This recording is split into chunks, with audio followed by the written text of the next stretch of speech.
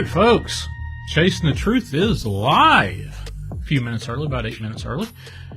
Hello to those fine folks out there in chat and YouTube. Silent Rain, Lisa Ray, Happy Hour. Welcome aboard. Share this stream out to your cousins, your aunts, your uncles, the neighbors you don't like, the neighbors you do like, and maybe those crazy dogs that keep you up in the middle of the night. Share those out there too. So, holy heck. Let's see what we got here. Hold on just a second. I got some crazy audio in the background. Connor, are you there? Yeah, I'm here. How's it going? Fantastic. It looks like everything's going to go just right with my audio here. So, wow. Fantastic. Now, folks, I've been messing around in the background with my OBS studio stuff, so it's going to look a little different, and it's always going to have just a little flair with what I'm doing tonight. So tonight's guest is Connor Flynn from Bigfoot Anonymous.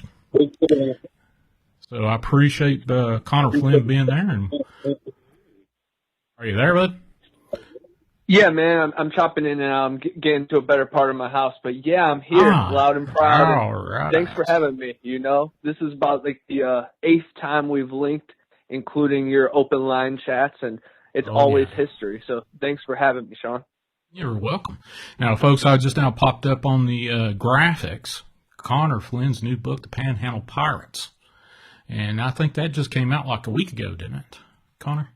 Yup, it just premiered, and I'm super excited about it because it tells my story and then the people that kind of paved my path here in Florida, Georgia, and Alabama. Oh, wow. So now up in Ohio and then moved down here and had to live out of your car for a little while. Can you tell us a little bit about how you did that, why you did that? Oh, wait a minute. My OBS just decided it wanted to crap out. Hold on no, it's back up again. All right, successful. Anyway, you pay for what you get. So you got freeware. It does awesome jobs there, but now it's back. So there we are. Sorry about that, man. No problem at all. All right, go ahead. Can you tell us a little bit about your start into researching in all these 4 books that you've got going on? Yes.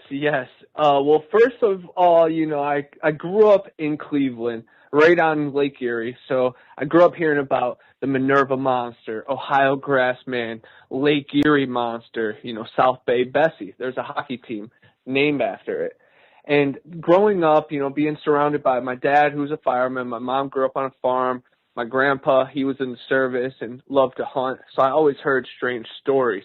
My cousin also had a Bigfoot encounter on my grandparents' farm while hunting one morning, so that always stung close to me. And then my aunt had a banshee encounter that I've read in the past on this show over in Limerick, Ireland, about 80 years ago. So it's been in my blood forever, of course.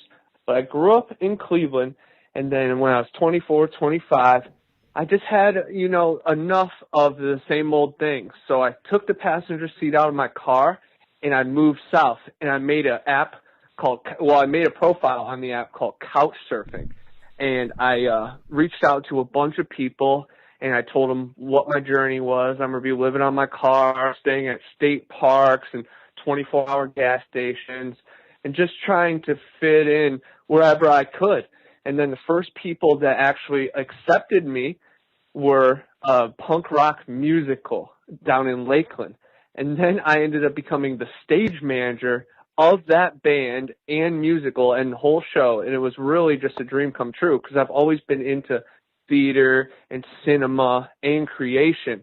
So the fact that this play had witches, the Holy Grail, potions, and crazy life questions, it was right up my alley. So we were doing screen printing and playing at dingy bars all the time.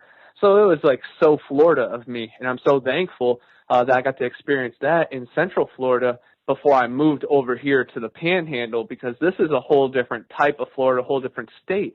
But the two complement each other well, and if you get to experience them both, it's special. And kind of that's what my book talks about, because one of the last chapters is my journey back to Lakeland for a road trip for the Florida Bigfoot Conference, and we stopped in many other places and did many other things. But it was reminiscent going back to my old house and my old stomping grounds and what made me a Floridian. But yeah, in between all that, we actually lived on the road from Florida to California and back for a summer, and that influenced a lot of my stories in my books too. Pretty much living in El Paso, Dallas, Louisiana, of course, New Mexico, Cuervo, New Mexico, was a really cool spot. It's a famous ghost town that we kind of got ran out of. And then California, we stayed at this dancer's house. He was in some Selena Gomez YouTube video, and everybody's just trying to make it in California. I was just trying to survive as long as I could, and stretch my money. And I would love to go back, but of course things have changed in between, the last few years, and just rules and laws. So I'm doing my own thing in Florida, and I'm happy with the freedom, and I love it in the bayou. So I love going over to Louisiana, Mississippi, and just Alabama. Not a lot of people know that Alabama is America's Amazon. There are so many waterways and giant fish that are really unknown around the world. So it's a very special place, and I'm just trying to alert the masses and tell people about, the curses, the stained soil, the hidden history here, and some of the treasure that we've unlocked and uncovered and have found clues to other bigger things as well. So the road to Eden, that trail that you found, tell us a little bit about that. Yes, that is one of my favorite spots in Florida, and I feel like it was all mapped out long ago, of course. But the Garden of Eden Trail, it's in Bristol, Florida, which everybody thinks Florida is just flat and just swampy. But actually here in the Panhandle, there's cliffs and valleys and plateaus and caves and a bunch of other crazy anomalies. So it's definitely sacred land. And over here in the Garden of Eden, there is 27 of the 28 trees that are mentioned in the Bible are in that park. And then a delta that breaks into 4 rivers, just like the good book says. And then my favorite is gopher wood. That's what Noah used to build the ark, the lightest and strongest wood in the world. It's also known as terrea. It's like a long leaf terrea. There's multiple terreas, but that only type grows right there. And that is pretty special because, of course, I'm not saying it's the only Eden or the only Atlantis, but I'm saying history has adapted in many forms. And where are the Mayans? Where are the Atlanteans? What's going on in Antarctica? So there are things that really haven't been explained that we kind of just accept and mosey over. But no, not everything. I'm trying to draw all the connections. There are so many Native American mounds here in Georgia, in Florida, that all align with the sun and the moon, the winter equinox and summer solstice. It's very special. The Kolomoki Mounds up in Georgia are literally like 65 feet tall. They're a pyramid, basically. And they used to be a pyramid. Of course, grass has grown on it, but you can still see the structure, and you can walk up the stairs, and it's super steep. And there's Bigfoot sightings there, and the ley lines converge there. There's tons of EMFs and just other electronical anomalies. It's really special, and a lot of people don't even know about it, and they live right here. I've been out here, 4 years or whatever, and I'm just trying to dive in, throw my nose in everything.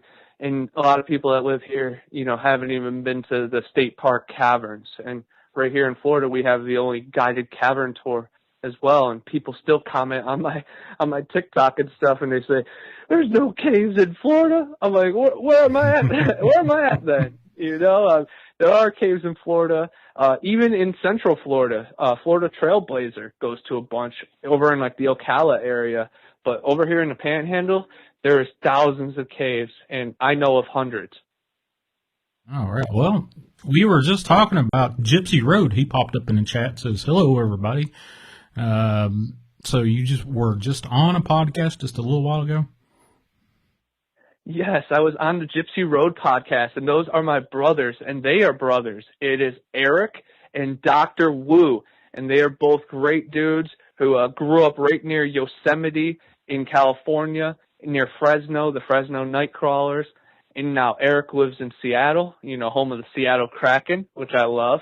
And he could see Mount Rainier from his freaking backyard. And there's so many crazy stories with Mount Rainier. And so I consider that an honor that every time I share a show with him, I feel like that energy. And, hopefully he feels the same way that I'm in the Florida swamp right by the old Cheesy Pond Wild, man. We all got areas to be proud of and that can connect you closer to everybody's understanding. But yeah, Gypsy Road is one of the most best channels that I've ever been on.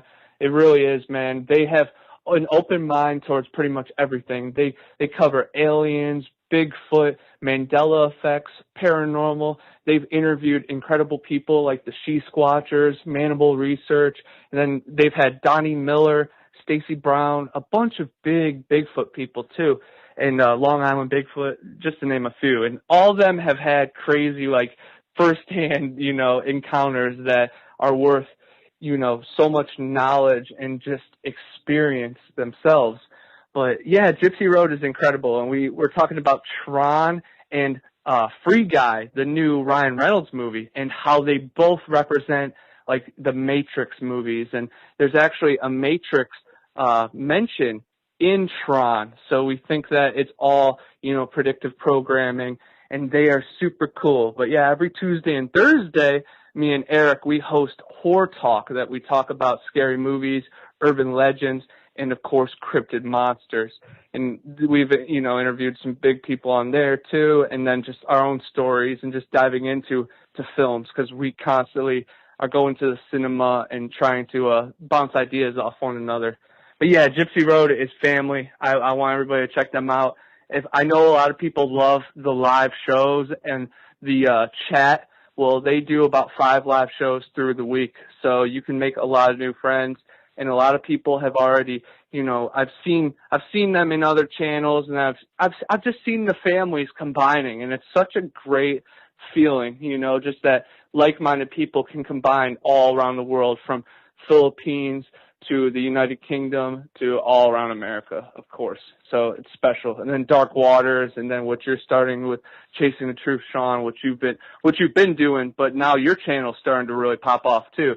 So I'm really just happy that all of us can run with it.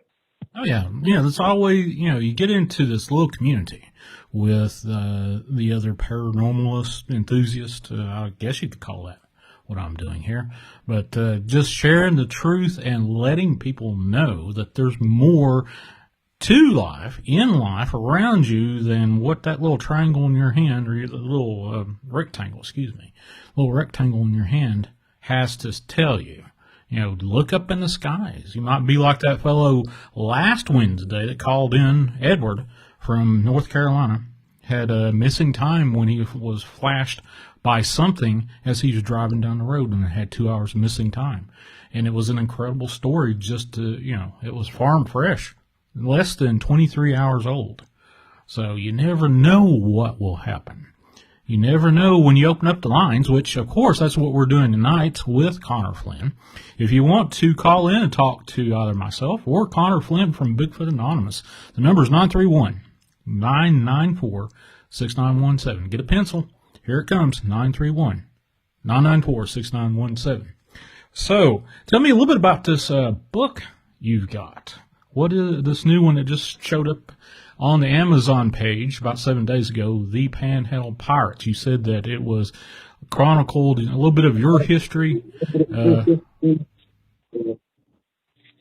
Yeah, down here in Florida, down here in the Sunshine State, because I had enough people talking to me, when I'm discussing my books with them. They're like, oh, how many stories around here? And I'm like, 2 or 3, because most of my stories were, on the road and in Ohio and happenstance and then Florida. So it's all around the place, And I had a bunch of people be kind of disinterested. And I'm not playing to people, of course, but I wanted to put out a Florida one. So guess what? I'm going to put out an Ohio one here soon. Of course, it just has to happen.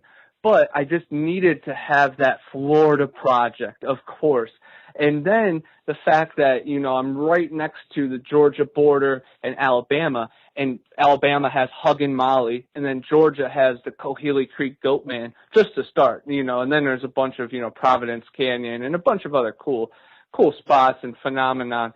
But those two are huge pillars in my cryptid search because a lot of people don't know about Huggin' Molly and about, well, again, the Mobile Wolf Woman, too, I mentioned, too. So I'm just trying to mention as many stories that a lot of people really haven't tapped into. And the Cohilly Creek Goat Man is the one that my mind slipped for a second.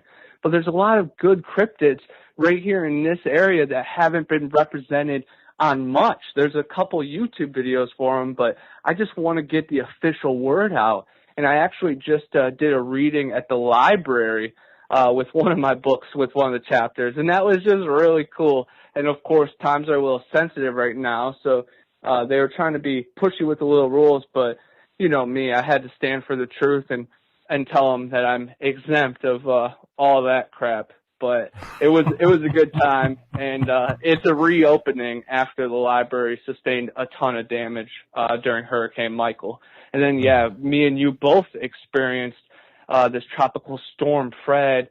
I'm not sure what the highest, mile per hour wind was, but once it hits 74, it's a hurricane. But that thing was rocking. When you add in the cyclones and the flooding, you don't know what can happen. Yeah, there was a bunch of tornadoes through North Carolina, and I think maybe up into Ohio Valley. Here there was a flash flood watch. I got a lot of rain out of it. Some weird stuff. I think with these types of storms, they carry so much energy, and the supernatural kind of gets charged from it. What do you think about that? Oh, 100%. And it's been documented. I've interviewed people that have said the same thing. And there's actually a documentary, I think it's called like Spirits of the Storm or Spirits in the Storm, about Hurricane Michael stirring up some paranormal energy and then Bigfoot sightings happening. But yeah, man, I felt it myself, man. After Hurricane Michael, I was pretty traumatized. I had trouble sleeping for a few nights. I watched my mom watch her property get destroyed. And then I was really worried about my house, and all my windows were broken. My sheeting was messed up, and everything outside was messed up. But I still had my house compared to some neighbors that their trailer rolled over. But watching my mom, cry and bawl her eyes out over her yard being ripped apart, and then my sister losing her I don't know, sustainability or whatever. Just she's an addict, so you want her to just have a consistent schedule. And then, that happened, and everything happened. She's an ex-addict, but as you know, once you're in recovery, it's always a tough battle. Every day is a tough battle. So then once you have that rug ripped from you and just thrown back to the crazy wolves, we didn't have power for 26 days. So yeah, I think a lot happened when it was all dark out. People were looting, and people had generators which ran on gas, and you can't store gas inside. So, people were running around. It was like the Wild Wild West. So then add in the paranormal activity and trauma and all that. Yeah, so stuff gets crazy. And then that leaves a stain on the area, and somehow the electronics are affected, and deep people who are empaths or mediums or just have antennas, they can intercept that. My one big thing, of course, I've walked a crazy path, and it's made me myself, but Donnie Miller recently was telling me about a study how a son or an offspring of a twin has like a higher antenna just to the other side, and my mom's a twin, so it's pretty interesting, just to tap into that. And lots of weird studies have been done about psychedelics and different fasting methods that can really expand the mind. So I'm into that stuff, but of course it gets a little weird. But that's what I talk about in Panhandle Pirates. Like some of the things we had to mix up potions to conquer up some of these things. One of the craziest stories that a lot of people don't know is the Pensacola serpent. Some of these guys, this group of 5, were diving this shipwreck off the coast in the Gulf, and 4 of them got eaten by this creature that was kind of resembled Nessie. And the 5th guy just came back, and of course the story went out that they drowned, but he went on record and said they were eaten by some creature in the mist. And there's been a multiple sightings since, and I looked into the Mississippi River because Mississippi goes right into the Gulf, And when I was over there in Pascagoula, researching the river alien incident, I heard about these like giant oarfish. They called them oarfish, like 8 of them that were 30 feet long that left the mouth of the Mississippi into the Gulf. And, of course, they just called them oarfish because they were long and like ribbons, but could have been some kind of sea serpent too. So I'm really just interested, and I go deep sea fishing a lot, and also go off the pier and then on the bank with my mom. She actually caught 2 shark recently. I think they were a little bonnethead, so you could eat them, but of course we just caught and released them. It was just very cool. Now I got my new waterproof GoPro, and I haven't been to the saltwater yet, but I'm super excited to like go underwater and go back to my snorkeling days, and just spend like 45 minutes underwater away from the world, breathing out that tube, looking for shark teeth and relics, and then hopefully finding sand dollar teeth. I always thought sand dollar teeth were cool because they were like double-sided. They always looked like a bull shark tooth. But they're sand dollar teeth. But of course, guys, don't keep the sand dollars. Throw them back. If they're alive, which they all are, keep them alive. Don't take them out of the water. Well, I've been, obviously, I've been paying attention and watching your updates on your YouTube channel. And one of the wild things that I saw was that, what you referred to as a skunk ape print that you found inside of a cave and did a plaster cast of it. Can you tell us a little bit about that? Yes, it was awesome. We were calling it the caveman because either it is some kind of caveman creature that has been down there in the labyrinths for many years, because it is a weird, strange looking foot, or it's a homeless railroad guy. So each way, I'm totally cool. It's a very interesting track. But I was first filming with my buddy Jack McClellan for a short film that we're doing for this film festival in Tallahassee. It started off with the Ocheesee Pond Wild Man, which is a Bigfoot, of course, but now they added in a story that you have to have a black cat. So now it's a cat goddess, and it's really cool. And Jack is really good with making props and masks and stuff, and it's like gone beyond my thoughts and expectations. I hope it still has some kind of ties to the Bigfoot world and the weird swamp. Of course, it will have some kind of ties, but I just hope it's super connected and super strong, just so I can run with it strong in the Bigfoot world, of course, too, not just monster world. But it's a very cool thing, and we were scouting locations and then just shooting some like B-roll and just some extra footage, and we're down in this cave that takes a lot of effort to get into. You have to, the first day, we didn't even cross the creek because we didn't have the right shoes. And I was like, bro, we got to come back. You need to see this cave. I think it would be good for some scenes if you can light it up a little bit. And, he's got the whole setup. He works at the Chattahoochee Hospital, which is a haunted place itself. It has a whole tunnel system and city underneath it. And, yeah, he makes films. And he made a Bigfoot documentary with the Bridges family, who's on Finding Bigfoot, the one with the smeared, greasy hand on the front glass. And then he made a movie called Lost and Found. So he's just in this horror niche. And then he also directed Zillafoot, that movie that I was in. But he wanted me to be in this movie. So we're scouting this location, shooting, and we go down to this cave on day 2. And we finally make it down this cave.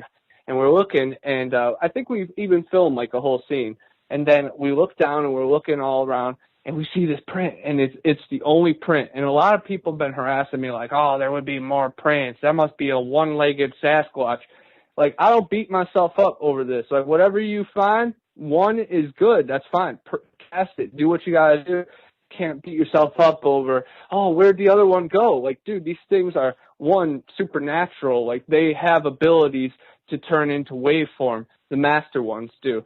But also they're stealthy, and also they're very smart and cool with their weight, like an exoskeleton, like a spider. One of our listeners right here, probably listening right now, she has them, crawl on her roof, and sometimes they're silent. And of course, how the heck would a 500, 800 pound creature, creak up on a rooftop without any power? So of course it could not make a print if it absolutely had to. But yes, we found one print, and then in the video, I was so excited, I'm like, and I gotta cast it. And then Jack's like, do you have the stuff with you? No. I'm like, no. And I'm like, well, I gotta get it. I know my boss is ordering me some. but I know my mom had some. So I went to her house and got it, and of course it was too dark and too dunzo for that day. And then I had worked the next day till 6. And it's all cool how the turn of events happened too. It was real cool.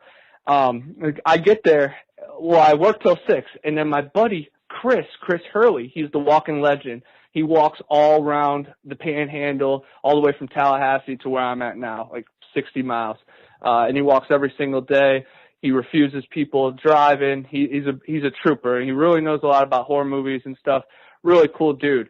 But he lives right by the caves, and it was getting to 6 o'clock, so it was right before, I had a little bit of time before dark, and I was like, I don't want to go alone, because one, it's like past a lot of obstacles that, it would take a while to find me, even if I was just hurt, let alone taken by something.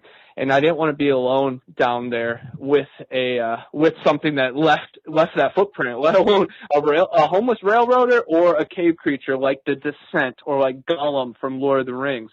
But Chris came with me, and on the way down, we saw that giant rattlesnake, and that's when I got the famous TikTok video. And in the video, you can hear Chris in the background cussing up a storm, and I'm just, so excited and talking about it. And that video got like 445,000 views on TikTok, and kind of blew me up, got me past 10,000 followers, and really was like the one viral video. And it's so funny that, I work so hard with all this paranormal stuff, and then a wildlife encounter is the video. But that's how it goes, of course. And I've been thinking about these. I think I said it on the past few videos that I've called in for you. Pygmy rattlesnake. I was so excited about that. And I've seen a bunch of eastern diamondbacks, but to get that one video of a giant one crossing the path and then bucking up at us, and it was pregnant, a lot of people are saying on there. But yeah, it really blew up, and it was a really fun week on TikTok, just watching it grow and having people comment good things and bad things. But yeah, then we go to the cave, and he helps me cast the print, and it came out super clear.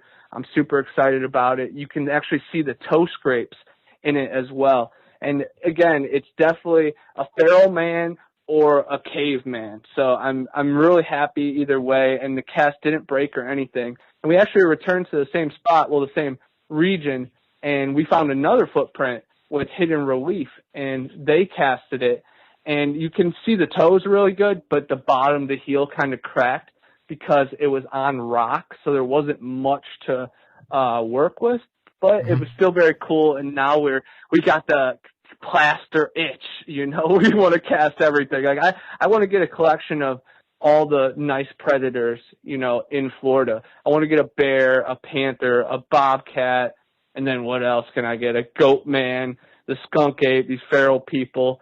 But now I always have the plaster in Paris ready, and it's very cool just because, I have many thoughts and ideas in my books, and I'm really just trying to stupid to say, but build my resume as many ways as I can. So, I got a bunch of photos that I've printed out, and, I had a table at Infinity Con, and I was the Bigfoot guy. A lot of people knew about it, but now I'll have a cast to show and more stories to tell. So it's all just my process, and I'm super excited because it's just me. It really is. It's just me. And now that I just said that, I'm going to start bringing it up to the comic book store too. That'll probably help me sell books. I'll be like, hey, I'll let you hold the real cast. We've got a caller. Hold on just a second. All right, caller, you are on Chasing the Truth. Who do I have on board, and where are you from? Hey, what's going on? This is Chase. Hey, Chase. Welcome aboard, buddy. Where are you at today? Tiffany, Georgia. Tiffany, Georgia. Tifton. Yeah, Tifton. Yeah, Tifton, okay. Wow. So yeah. What's good? Did Fred do any damage anywhere that you noticed on your travels from Florida up to Georgia? No, not at all, man. Been wide and wide. Wow. Can you hear me clearly? Yeah, I can hear you. Okay. Service is a little low, so. All right, Connor, can you hear him? Yeah, I can hear him. What's up, bro? Hey, Connor, what's going on? How you doing? Chilling, living, man. Where's Tifton at? Like, in Georgia? Is it, below Yeah, Atlanta? so let's say as soon as you hit I-75 going into Georgia, there's you probably ran across it before. There's an exit 29 going, like if you're coming from I-75 and I-10, exit 29 is called Bigfoot. It's like a Bigfoot gas station. Yeah. Kind of a pretty popular. Yeah, okay. So that's I'm just outside of that area right there. All right, yeah. I'm gonna go right past that area here soon next month too, because I'm going up to Tennessee, and then we're also gonna stop at that Expedition Bigfoot Museum on our way up. So I'm super excited. But yeah, when I went up to Blairsville, I think it's still in Georgia. I remember passing that Squatch gas station. There might be multiple of them, but I'm gonna have to look at a map real quick. So. But what's up, brother? Yeah, there's a couple, man. Yeah, not too much, man. I wanted to say hey to you, and also, what part of the Panhandle do you stay in? Yeah, I'm right outside Mariana, right outside the State Caverns, right between pretty much Panama and Tallahassee. Yeah. So listen, man, I got nearly 60 acres right there in Bonifay, just outside of Bonifay, where the Alabama-Florida line is. And yeah. So I'm moving back to that area next month, and I know a lot of little local spots all through there. One of my favorite places is the Springs down there in Vernon.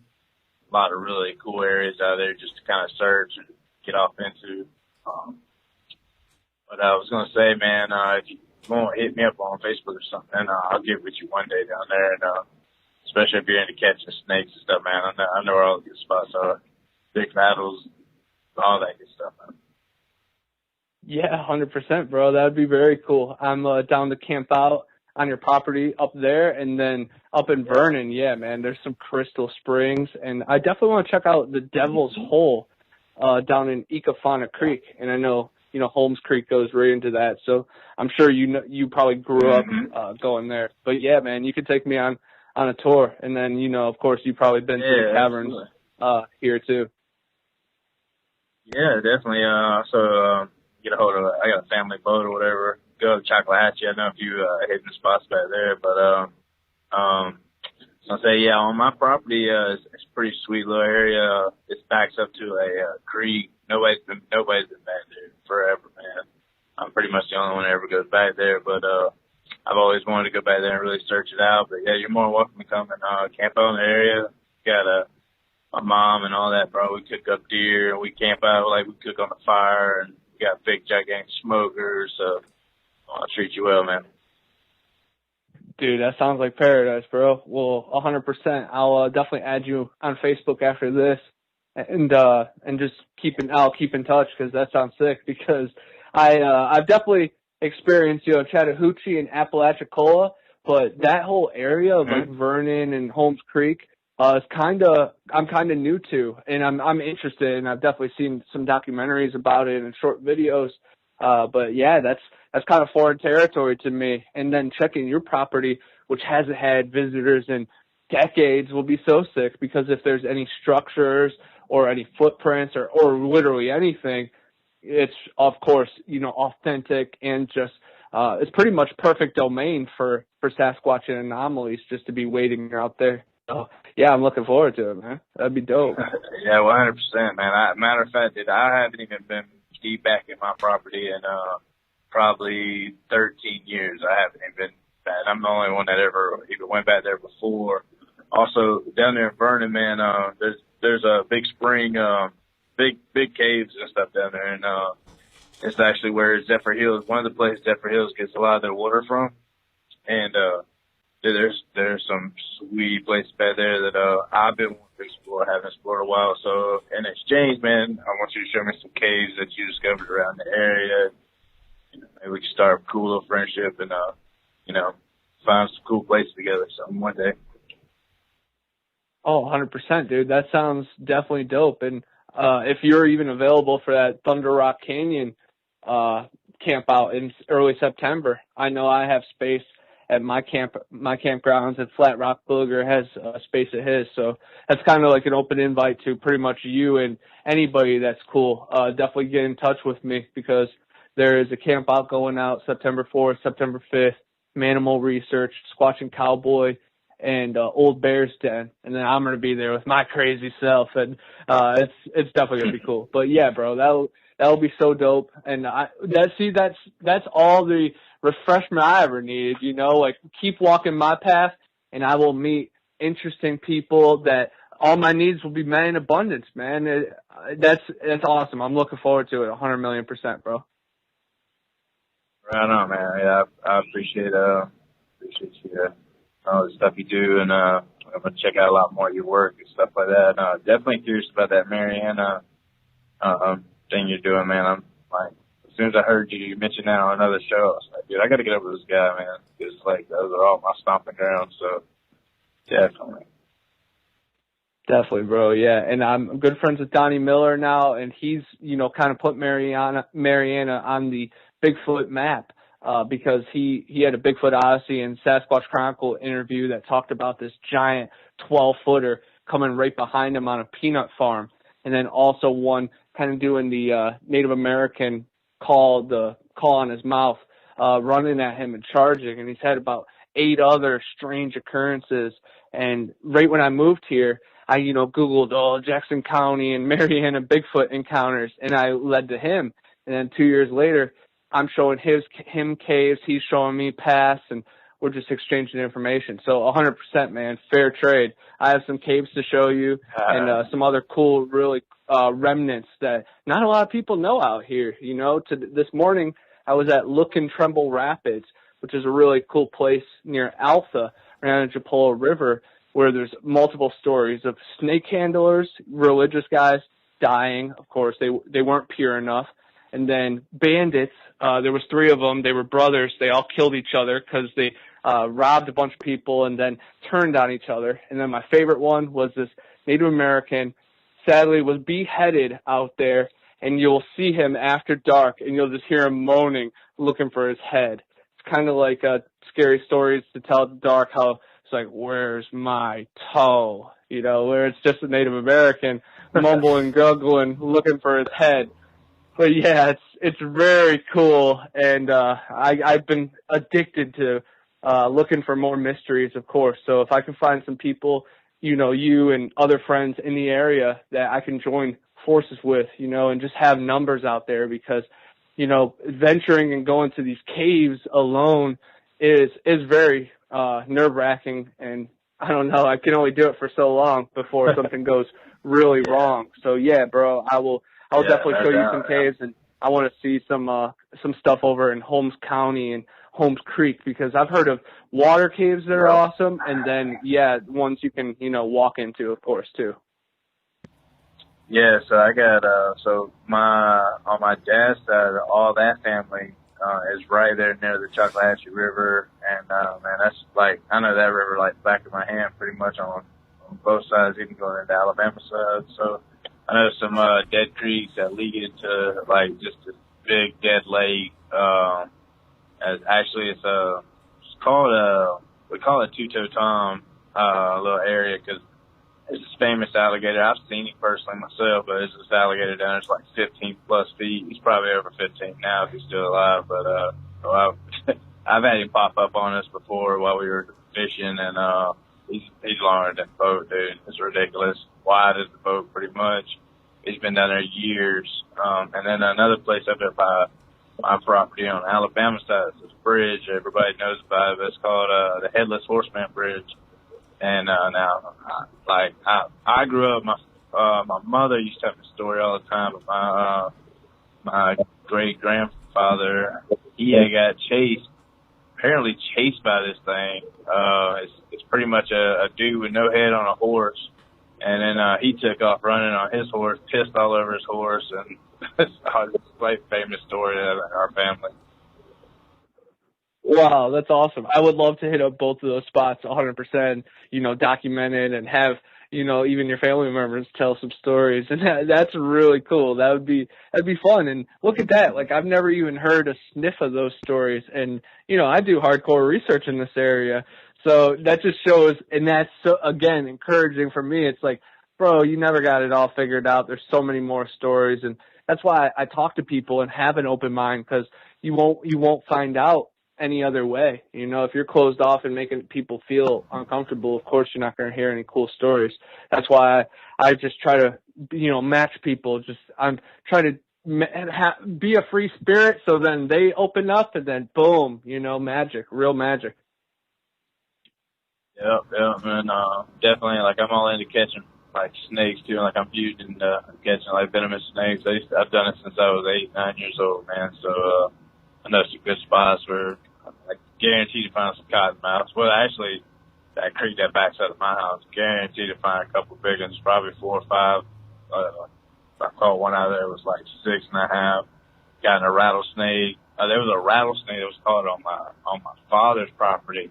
I kid you not, man. So my grandfather, my dad told me about this story. He was there when he was younger, and so they seen a big rattlesnake go down this hole. I guess all they saw was the back end of it, but apparently it was, I don't know, damn near big as around as a softball or like a volleyball. And so they poured gasoline down in the gopher hole, and my dad said when the head came out, like, the head was big as a softball. And when they got the snake completely out, because it came out, I was delirious. I mean, they killed it, but that's just kind of how they were. But when it came out, they measured that snake at almost 9 foot, man, a diamondback rattlesnake. Oh. That's a monster. That's a true monster, because in my video I said, yeah, it's about 7 feet long, and I would still estimate about 5 to maybe 7 feet. It's a big snake, but yours actual measurement 9 feet. That's a ginormous snake. And I definitely feel bad it had to die, but something that big, close to the property, bad for animals and youngins, of course. Yeah. So we got some big snakes. The biggest diamondback I've ever caught was 7 foot. I'll tell you what, too, in my area, most people don't even know about the snake, but we have a snake called coach whip. And first time I ever discovered, I didn't even know what a coach whip was, didn't even know we had them. And I think I was like 12 years old. I was like dove hunting in a cotton field, and I heard this rustle. I look over, and it's just black, like a foot of him had a black head. The rest of his body was gray. He stood up about 2 or 3 feet off the ground, spread his neck out like a cobra. So I've always been big into snakes, so I didn't know what that was, dude. I was like, dude, is this a cobra? And it started, chasing me. So I ran out in the cotton field to get rid of it, and I kid you not, I poked his head up over the cotton, and it started coming at me, and I blew his head off with a double barrel. And, so then, I think a year later, I kid you not, bro, a year later, I'll show you the spot, man, but I had seen, we got, clay embankments, and I seen the snake crawling up it, and I took off after him. And the biggest snake I had ever seen, as far as lengthwise, and it was a coach whip, and it was 10 foot long. I had measured it. It was a 10 foot long coach whip, which is, I think, they get that big. They might get a little bit bigger, but that's about the size they get, man. And it played dead the whole time. I measured it out and everything. It didn't move. It just played dead. And then I ended up letting it go later. But that's pretty cool snake. So if you're out looking about, man, you see one, look it up, man. They're pretty cool. They're rare, but they're cool. I've definitely heard of the coach whip, and I'm not sure if I've seen one. Maybe I've definitely seen one on the Facebook groups that I'm in. But yeah, I've definitely heard the name. I got to look it up if it's that big. I like big snakes. The venomous, I love all snakes, but the venomous ones do scare me. You got to treat those ones with respect. But the big ones, I really don't think, I might curse myself, but I don't think an anaconda or a python's going to get me, at least when I'm straight up on my feet. I'll be able to escape it. You got to worry about them when you're sleeping and them creeping up on you when you're in vulnerable positions, But the venomous ones can mess you up at any time. But yeah, I would love to see some huge, long, non-venomous snakes and really play with them and just really see them in their territory. But yeah, man, I can't wait. That sounds like an awesome story with it popping its head up above the cornfields, man. That's scary, but that's Florida, man. That'll show you. Yeah, definitely, man. I plan on going down South Florida. I want to go look for big Burmese, man. Yet to do it. I've been just like a bucket list thing, man. So I'm gonna plan that trip one day in the next, probably here pretty soon or next year sometime. Man. Listen, I'm going to the Everglades. Shawn, dude, I appreciate you, Shawn, man, and having an outlet for everybody to connect stuff. And, man, keep up the positive energy, Connor. And I'm going to let you guys go, man. I got to hit the stag. Got to be up there at 4 a.m., man. Holy cow. Well, I appreciate you calling in, buddy. Anytime that you get across another 3 to 5 foot frog that walks on his hind legs, let me know, man. Yeah, no doubt. I mean, that was definitely another story I heard from a trucker. So, I'll pick them up from time to time. I'll try to, as soon as I get some time to take a breath, man, I'll definitely start hitting up these truckers again. All right. Well, God bless you for doing your work, buddy, and keep it between the mayonnaise and the mustard. Absolutely, I will, man. Y'all be blessed, man. Good night. Stay positive, Connor, man. And I'll be looking forward to hearing from you. All right. Appreciate you, brother. Definitely, bro. Shoot me a message on Facebook if you can, or comment on my YouTube. Just somehow it makes it easy for me to find you right after I get off this. All right. Yeah, no doubt. If you just go look at Chase Thompson, man, on Facebook, I already hit you up one time on a messenger. You responded, and I think we got, I sent something back, but I remember now. I remember. No, I remember. Okay, right. It's literally the weirdest message form. Not you personally, of course. Is Facebook page message. It's like it doesn't show up on your thing. It's very weird. But yeah, man, I'll just I got your number because you sent me it. But yeah, bro, I'll reach out to you. Thank you, bro. Yeah, no doubt, man. All right, buddy. I'll be blessed. Good night. All right. Good night. Hey, take it easy, homie. Peace, bro. All right. We've got another question from out in the YouTube chat from Zewickle36. I think she's down in Florida as well. And she wants to know, what are you planning for Halloween? Are you planning on any kind of wild excavations? Or are you going to do some sort of trail, or what are you doing? Oh, yeah. We always go to Bellamy Bridge, usually on Halloween night. But I'm doing that Halloween Film Festival too, so that's going to be awesome. It's through Cap City Video Lounge, and Cap City is the capital city. It's in Tallahassee, and it's a micro cinema. They only have one big screen, and it's a short film. It has to be like 9 minutes or lower, so it'll probably have like 10 movies, and then we'll all vote on it. So that's going to be sometime during Halloween. But I, of course, lead my own expeditions. But even before Halloween, I have 2 huge things in September. That camp out that I was talking about. And then I'm also going to the Everglades to visit my dad. He got a place in Naples that I've never been to. And finally, it's lined up. He just retired as a fireman. So he's going down there. And we're going to check out, Dave Sheehy's Skunk Ape Museum, of course. And then he's got a couple friends and connections that we're going to go into the Everglades, and then also to a couple islands off of Naples. So I'm super excited, and I got a dope GoPro now and a drone, so I'm going to take it with us. And he's really outdoorsy, so we're going to kayak and bike and cover a lot of ground. So I'm super excited about that. But yeah, October is forever. My last musical project was called October is Forever, and it was 10 songs, 31 minutes long, and I recorded it in October right after Hurricane Michael. So it's always just lives forever. But yeah, I appreciate the question 100%. I'm definitely going to be trying to stay as active as possible. I plan on doing some live shows on my channel here soon, so I got to come up with a clever show name, like Cryptids and Conspiracies with Connor, Triple C's, and all the people that really got down would know what I'm talking about. Oh, yeah. We got a caller. Wes Vick just called in. Hold on just a second. Bring him on. Hey, Wes, what's going on, brother?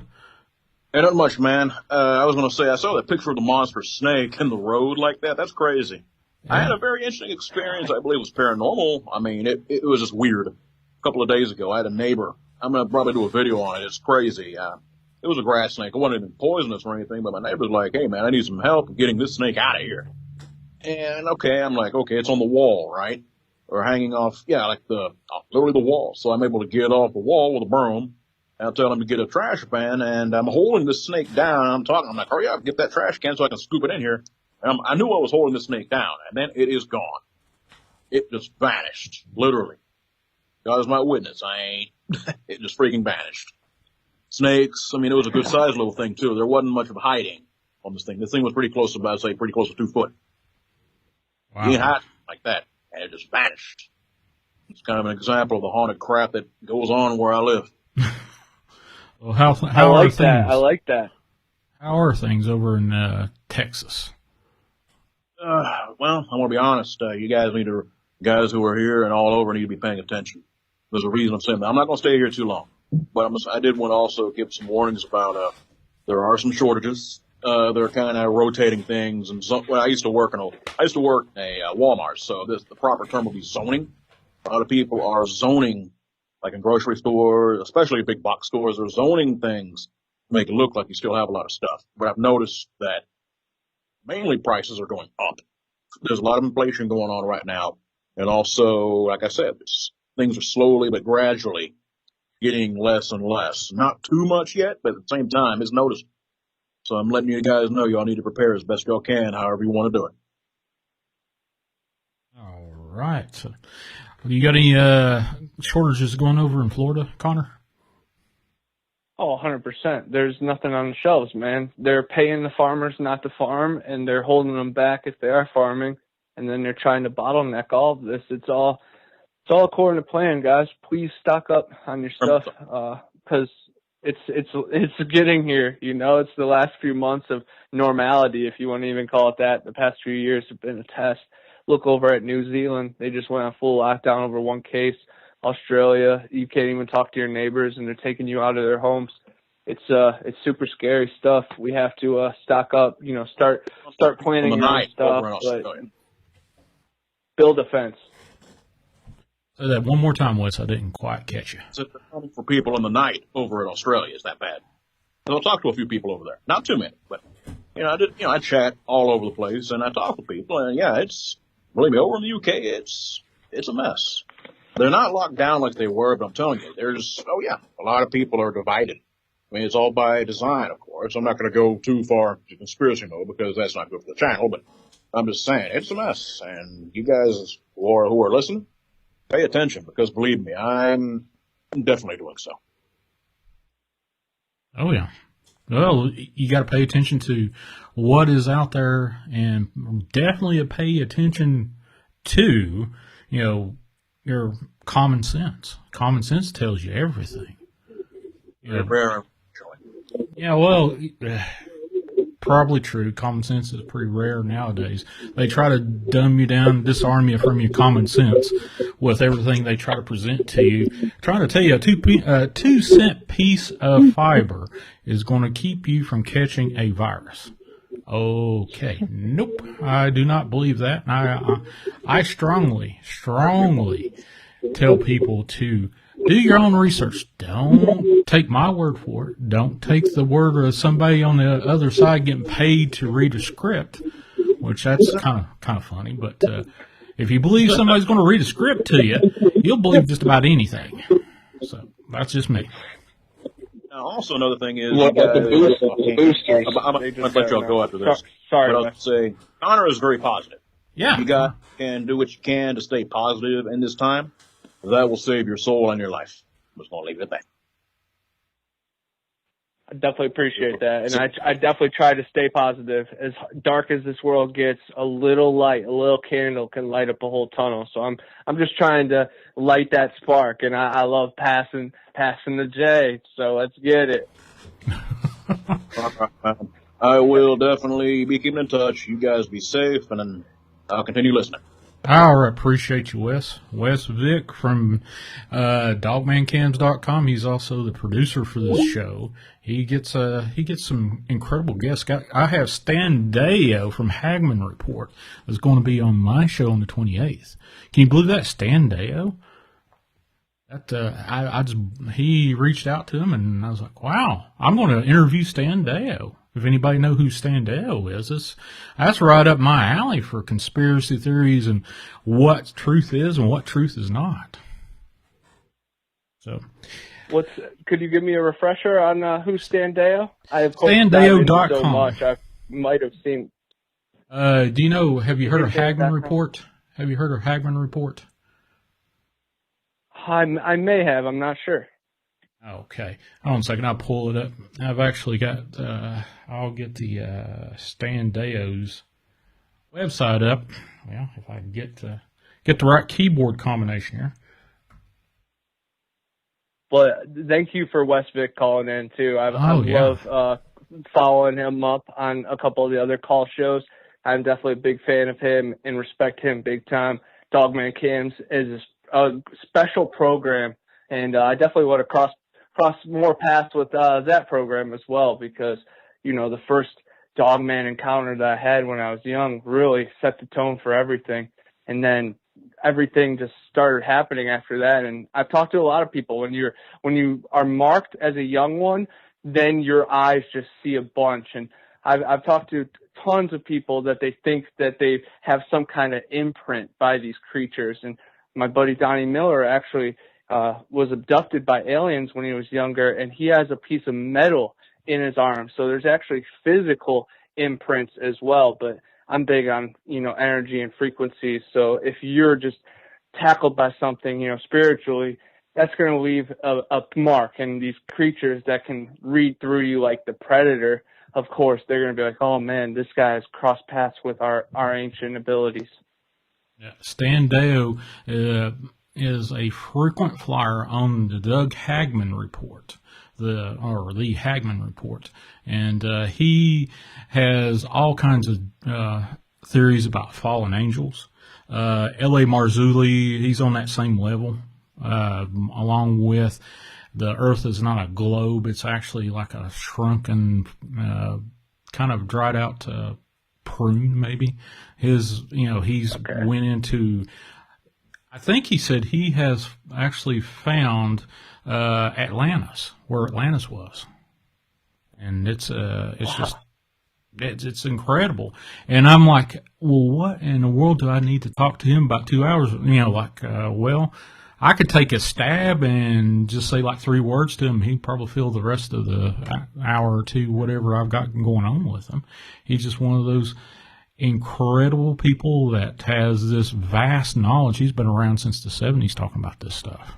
So, wow, that's all I can tell you. Yeah, I see Doug Hagman right here. So yeah, he's definitely official, and I'm going to tap into that. But if it's about fallen angels in non-globes, then he's got me very interested. But yeah, I'll definitely check it out. And that's the beauty of it. There's so much knowledge out there that, like, there's so many good people doing good things, and it's inspirational just to do more. And of course, we all get down on ourselves once in a while when the algorithm isn't making sense, or you're shadow banned on Instagram for telling the truth. You know, times get down, but you have to just bounce back, because your needs will be met in abundance whenever you just walk your path. And I'm a true believer of that. And luckily, like, the things have fallen into my place, you know, just because I've just stayed true to myself. And I just want everybody to stay true to themselves and just fight those battles that come through you, because the Creator gives you what you can handle. Gypsy Road just said we did a show about the lost Atlantis. Yes, we did. Yeah. I love Atlantis, the idea of Atlantis. Mud Fossil University, he has located Atlantis too. I'd love to see if both their locations line up. That'd be something. But there are so many stories of other continents that have been sunk into the mud floods and the times of Noah and Titan. So yeah, man, it's definitely up my alley. And yeah, I've done hundreds of hours of podcasts now. So I've talked about Atlantis and aliens and Bigfoot, Loveland Frogmen. We talk about movies and Matrix. Yeah, man, I love it. a jack of all trades, but I'm just trying to still get in where I fit in. And I'm an outcast of many circles, but the right people are finding me. And I'm really excited about the future, just because when you again, I keep saying it, when you follow your path, you just meet who you need to, and it's just so special. Like, oh man, it's awesome. All right. So the one of the things that I keep finding myself coming across is Lovelock Cave. All those giants, those red-haired giants that were destroyed, killed, or whatever back in the day. Have you researched that? Yes, definitely. It's very sad that they couldn't, come to a peaceful agreement, and then they kept having battles, and then they smoked them out, and then they basically drowned them of smoke, and then they burned them alive. And they actually recovered a couple of the skulls, and they used to have them on display at the Humboldt Museum, but the new ownership came in, and they're probably, vaporized. But there are pictures of it online, and there's a lot of good stories. But yeah, the Lovelock Cave giants, and those are red-haired giants, and there's tons of other, beings. I think those are a little different than, say, Patty and the Mayaka skunk ape. And then, of course, the Kandahar giant over in the Middle East. I think that might have been a red-haired giant. That's what a lot of the reports say. And those go back to the times of Noah and Leviathan. So it's not just the Bible. Pretty much the Sumerian tablets, cave drawings, all tribes have lead to these giants that lurk from, the pillars of earth. I think that in beneath our feet, there's thousands of miles of existence before you get to hell. So a lot is going on. That might be where all the lost civilizations kind of evaporated to. That might be where honest Abraham Lincoln fled to when they faked his death, or when Abraham Lincoln, the first one, but then Adolf Hitler did the same thing.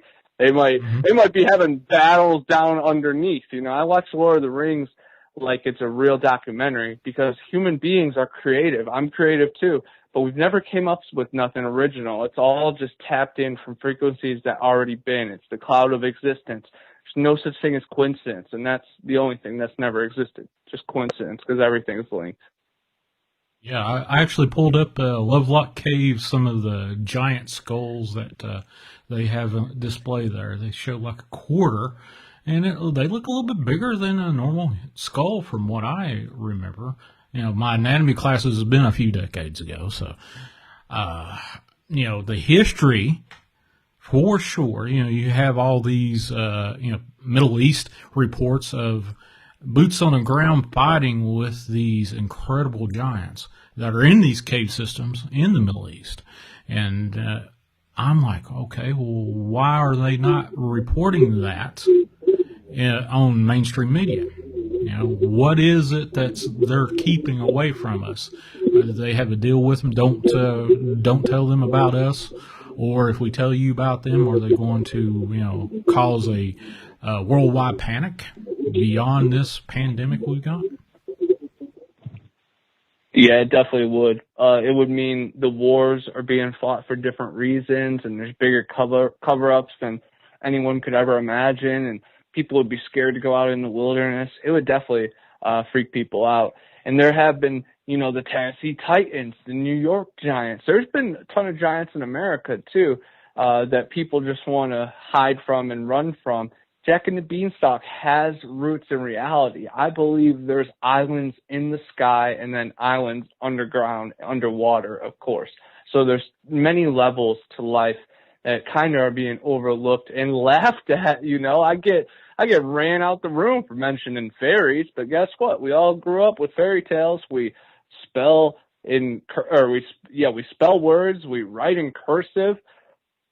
We're living in a fairy tale, guys. So if you make fun of me for believing in paranormal, which no one in this, nobody in this chat or, listen live, we're all the ones being made fun of and being misunderstood. But they're the ones who don't understand. They're the ones who are refusing to read these reports, refusing to talk to people. I know people that are going to therapy for their encounter. So, what would you tell them? The doctors know about it.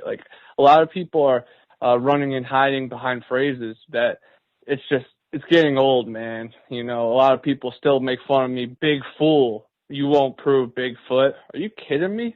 What about the Oteezi Pond Wild Man? What about the hair that Tim the T Tracker found? What about the weird, strange calls that I've recorded?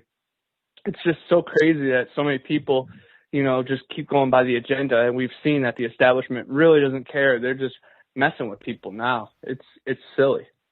Yeah, well, they've got forensic breakdowns of these calls that they've caught out in the Pacific West of these they can't really figure out who it was, what it was. They definitely cannot identify what the animal was, and they definitely eliminated it was a human. So, you know. Yep, it was Ron Moorhead's, you know, audio footage is the Sierra sound. Yeah, it's been looked at by the professionals, and it goes beyond, you know, human capabilities. And that's just the audio. I love audio, but the DNA is there, the footage is there, the Patterson-Gimlin footage is authentic. I think there was some nefarious things going beyond that, because these things were being hunted down because they had to clear the land, and there was actually a stand happening from these Sasquatch creatures. But of course, they got people saying, "Oh no, it's a costume. It's Bob Hieroglomerus or whatever his hoaxer name is." It's so silly, and like I see these skeptics are still showing their face on shows. Like Squatch Talk just had a skeptic on there. It's like, man, they have the bones, they have the DNA.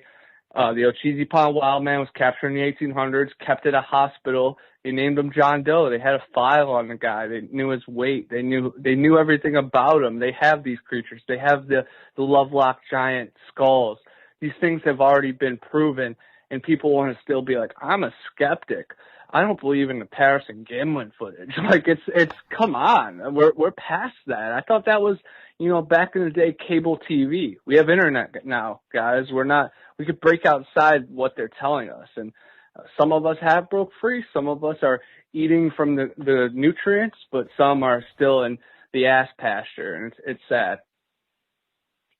Well, they try to break down that samurai language from the Sierra sounds, and I have heard it a few dozen times. I'm like, what could make that? You know, this was back in the 80s when it would take a massive amount of dexterity, a massive amount of equipment just to pull off this stunt in the middle of nowhere, where, you know, you have to hike in on mules and horses to get up there, and you're going to set up the sound system up in the middle of the woods where there's nothing.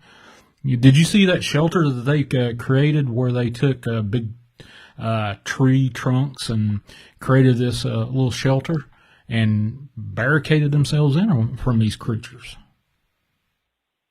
Yup, they were brave too. They were calling back and forth to them, but yeah, I'd be terrified. But I'm also very envious of their setup, and yeah, it was in the middle of nowhere, and 100%, it's authentic audio, and it is bone crunchy, man. It's samurai chatter, so you can hear that dark Oriental stance to it. It's deeper and swifter than pretty much anything I've ever heard. And yeah, it has rattles, and there's multiple of them, and they're talking, and they're pretty aggressive back there, but they don't make any aggressive charges or anything. They just let them know and assert their dominance for sure. But yeah, I love the Sierra sounds. Oh, wow. There was a couple of shows ago. Well, it was last Wednesday.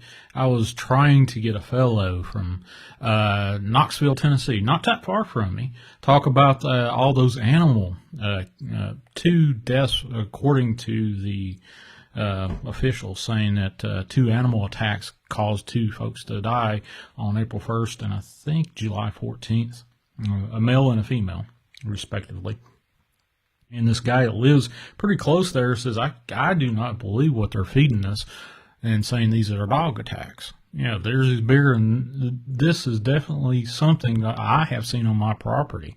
And he called me, I think the day after I did a show reviewing those attacks over in, let's see, what was that county? Oh, crap. Cott County, Tennessee. And he literally said, buddy, if you can hook me up with somebody that can get these crappy things off my property, you refer to them as dogmen. They forced him off his land 2 to 3 months ago. And he said, I literally have lost work because of this pandemic stuff. He said, only saving grace that I have left to me to get through financially through this winter is a patch of ginseng on his farm that he readily shared me the location. I looked it up on Google Maps, and I'm like, wow, that's a pretty good sized farm. And he said, I will share half of my proceeds with that ginseng with anybody to get that off my land. So I tried to hook him up with Ball of Nightmares. Wonderful guy. I don't know if they ever hooked up or not. I have not heard anything reported back from that transaction, or if they actually spoke or had any kind of discord or whatever. But this guy said that these things would slap the side of his house, push up underneath his floorboards, try to open his windows, and pound on his door and whatnot. Can you imagine having to live through that kind of harassment? He actually had to send his wife and his stepson, and finally he had to move out of that place. That sounds like a nightmare, man. And then the people dying, so you have that, blanketing over. But then, reaching through the floorboards, that's horrible, man. And that's a brave man having to leave his household and send his family away. That's some of the hardest stuff to do. And some people say it doesn't exist. I bet it has something to do with that ginseng, though, because ginseng has like special healing problems or properties. But then, it causes problems too. But these dogmen and definitely the Sasquatch would be interested. You hear a lot of berry pickers and mushroom hunters having problems and going missing too. But then you had ginseng, which is like $700 a pound when it's dried out, which is so crazy. So just think how valuable the property's got to be. So I think the ginseng patch might be bringing all these creatures to it. But that's crazy, man. If maybe you'll have to send him my information, and I don't think I'd be the assault team, but I definitely know some people that I can go there with like 4 or 5 people and maybe see what's what. That'd be very cool. Well, I will. I've tried to. The night I was supposed to have him live on this show, he got sick, and I can't go too much farther in that because I don't really have permission to say what caused him to be sick. But other than that, he was definitely sick. I talked to him the night before, and something occurred, and about 45 minutes before, he sounded like he was on death's door. And I was like, well, buddy, you got the best reasons I could come up with for not making the show. So we'll find Danny. But I have not been able to get in touch with him since. So I don't know what's going on with that. I hope he's okay. Pray he's okay. But have you come across any kind of sightings or encounters with these cryptids that are that crazy sounding, that dangerous sounding? Yes, definitely. Donnie Miller has told me about a couple of the creatures here in Mariana that he thinks live in the caves, kind of close to the caves I've been exploring, but there's like an underground lake in one, and there's a walkway, and a couple of them have showed really fierce intenseness, and like 3 peanut farmers quit after just having encounters on the land. But I actually had one with a dog man. Well, I didn't have it, but I interviewed a guy on my channel. His name's Cody, Native American dude, that saw a dog man right past where I drive every day at work. And it actually rose up to 40 feet tall as a telephone pole, and then ended up turning into a light. But it growled at him and was very aggressive and assertive right before that. But I've also had, trees crash down and boulders be thrown. But Steve Isdall says it best, man. Predators really won't warn you. So these things are giving us a fair chance to get out. And that one time, no bears or panthers, they would just go right for your jugular. I think dogman most of the time might be just opportunistic. They're not going to put themselves in vulnerable state and get shot for no reason. But I think the Sasquatch are a little bit more respectful and have a little bit more human side. I've heard of stories of the Sasquatch, protecting humans from bear and dogman type creatures. But when there's dogmen like the LBL, you have to beware, and they are closer than pretty much everyone could imagine. Yes, Sasquatch are near, but these werewolf-type monsters are near too. And here in Florida, in the Panhandle, I was just talking to a woman here in Mariana. There was like 4 or 5 elderly people that were killed by wild dogs in the past 2 years around here.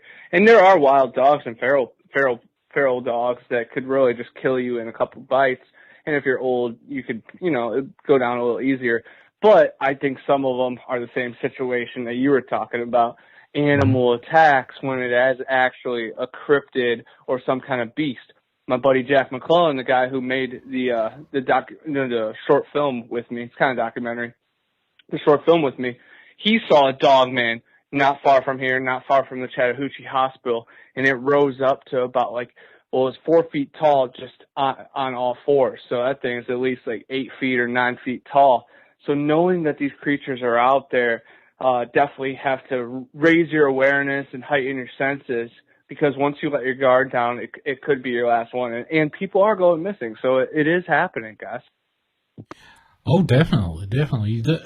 If you delve into the missing 411 and the, literally the red tape once you cross over on the federal land, the red tape, if you go missing, they more or less just, put you on a forget you bucket, file 13, until something brings you to light, like a big commercial, some sort of press release saying, hey, this famous person or this little kid got lost in the middle of a federally owned piece of land. But, somebody, you, me, or whoever got lost on there and there was nobody to back you up, you would be forgotten. There would be no county sheriffs going out there and saying, hey, we're going to, get together this big search party.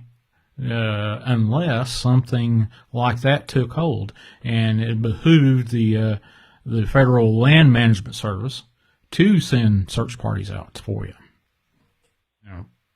How many times I used to live, I used to live in a county right next to where it was called Lee County.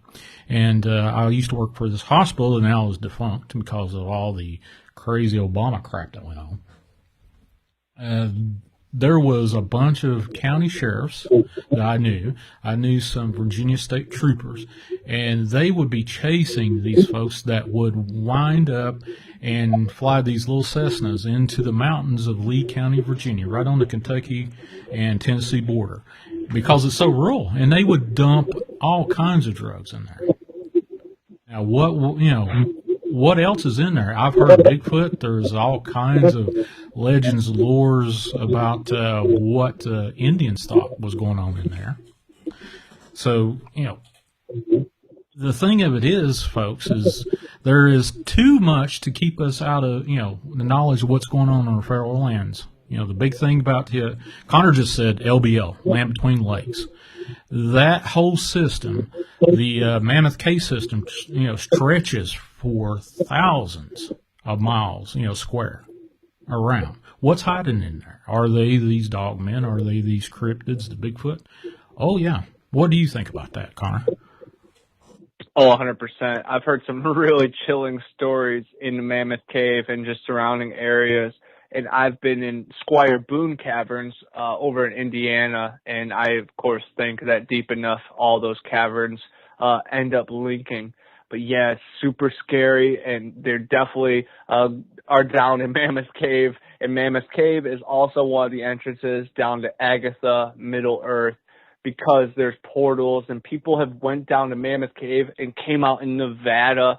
So there's definitely strange electronic anomalies going on down there. But yeah, the Sasquatch and the Bigfoot are, I think, competing for the land and the tunnels beneath. The Thetas have been digging out for 13,000 years, waiting for this Armageddon on the surface. Maybe they've seen this all coming. And, when you're tapped into vibrations and you can just watch, these gatekeepers really who've written this out in the future, once you tap in, you can read between the lines.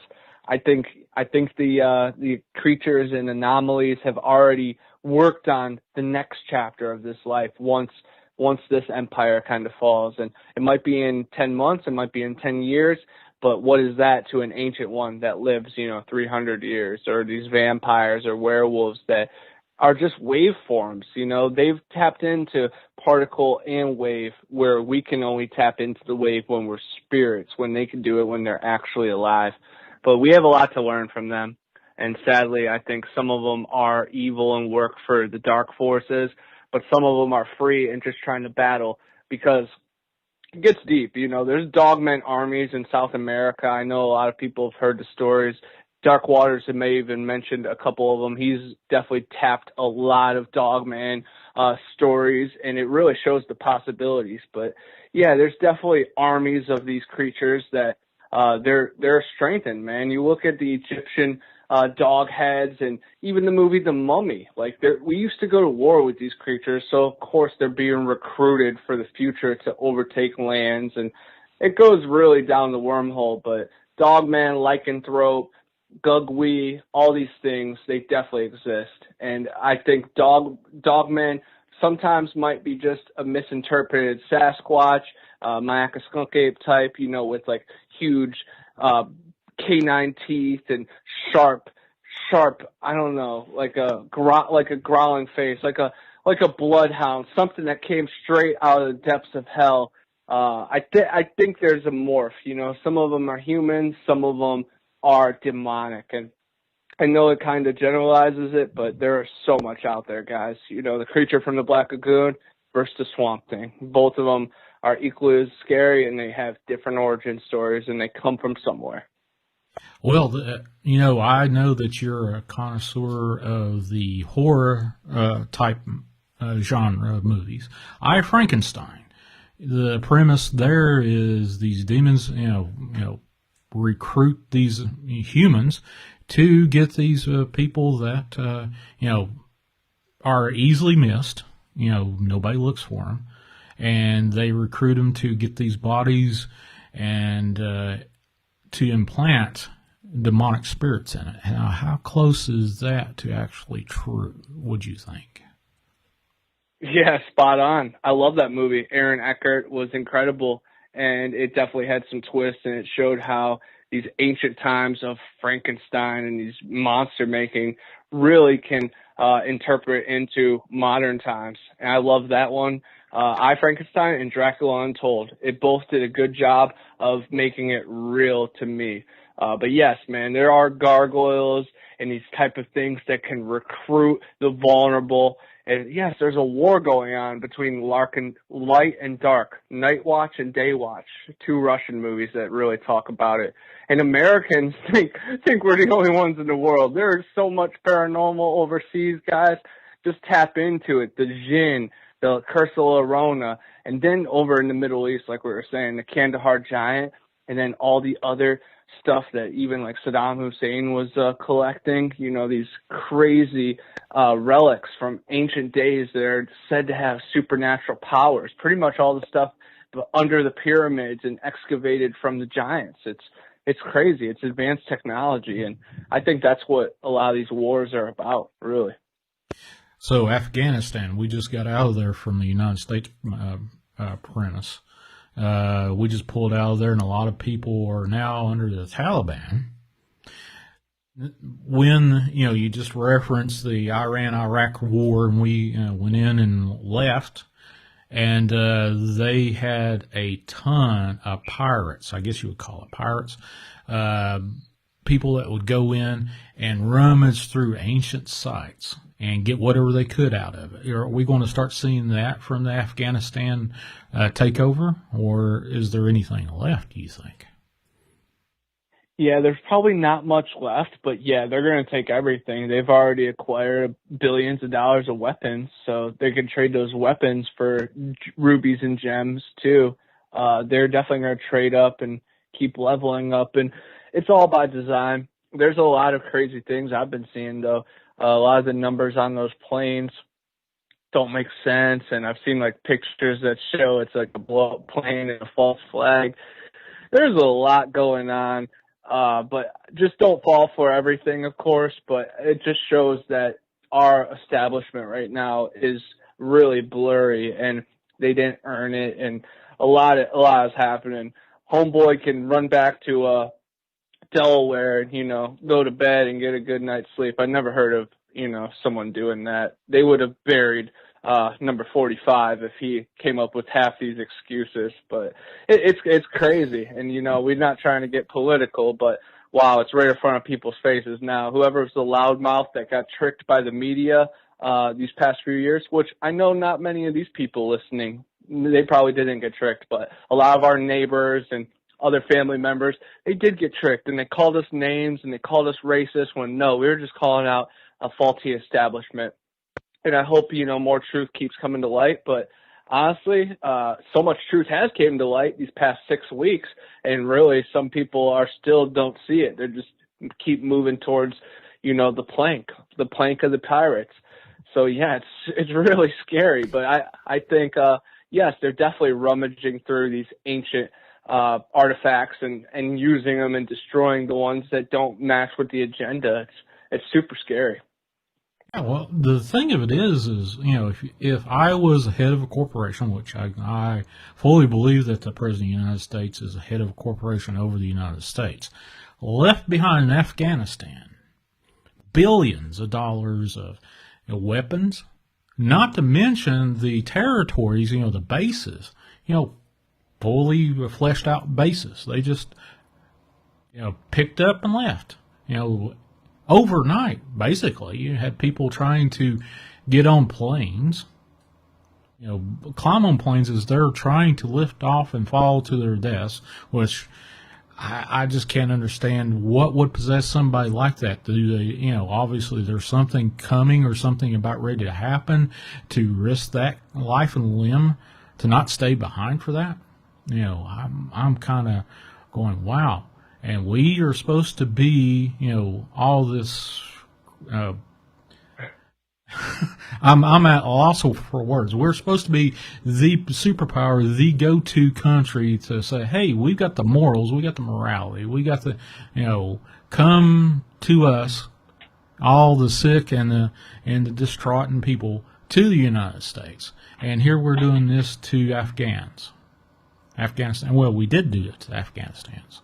So I'm kind of at a loss for words for why we did this in just a couple of nights. And I don't know. God bless them is all I can say. 100%. I just hope the positivity goes with the people that need it. It's really sad that I didn't really see many women and children on those planes. It was a lot of men. And I'm not one to say, oh, they should stay back and fight, because I understand, like, if the Taliban's coming with way outnumbered guns, realistically, you're just going to get gunned down. But there can be stances around it. I just think it's a bigger thing that, some bad people are on those planes. And where are they taking those planes? To Chicago Airport, to LAX, or somewhere off grid? I'm not sure.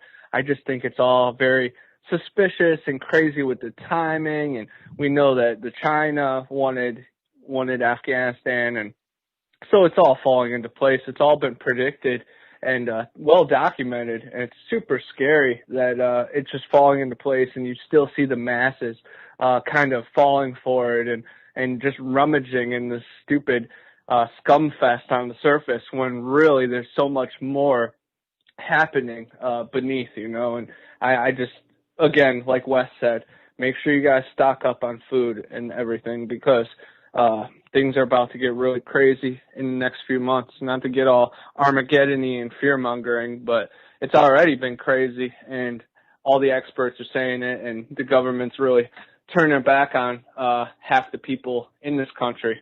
And it's crazy that, you could be a murderer or a convicted predator and still go to, cinemas and stuff like that. But soon they're going to abolish people from living their lives, and it's just not right. And nothing, it's all experimental stuff. And now they have the booster that they just announced. So come on, man. There was no fully experimented or anything. It's all just part of it. Phase 1. Phase 2 is just starting. True enough. I just pulled up your Bigfoot Anonymous YouTube channel. Looks like you got something coming up, the Letters from Family and Friends, Eerie Swamps. So can you explain what's going on at 12 a.m. tonight? Yes, it's a big premiere. I've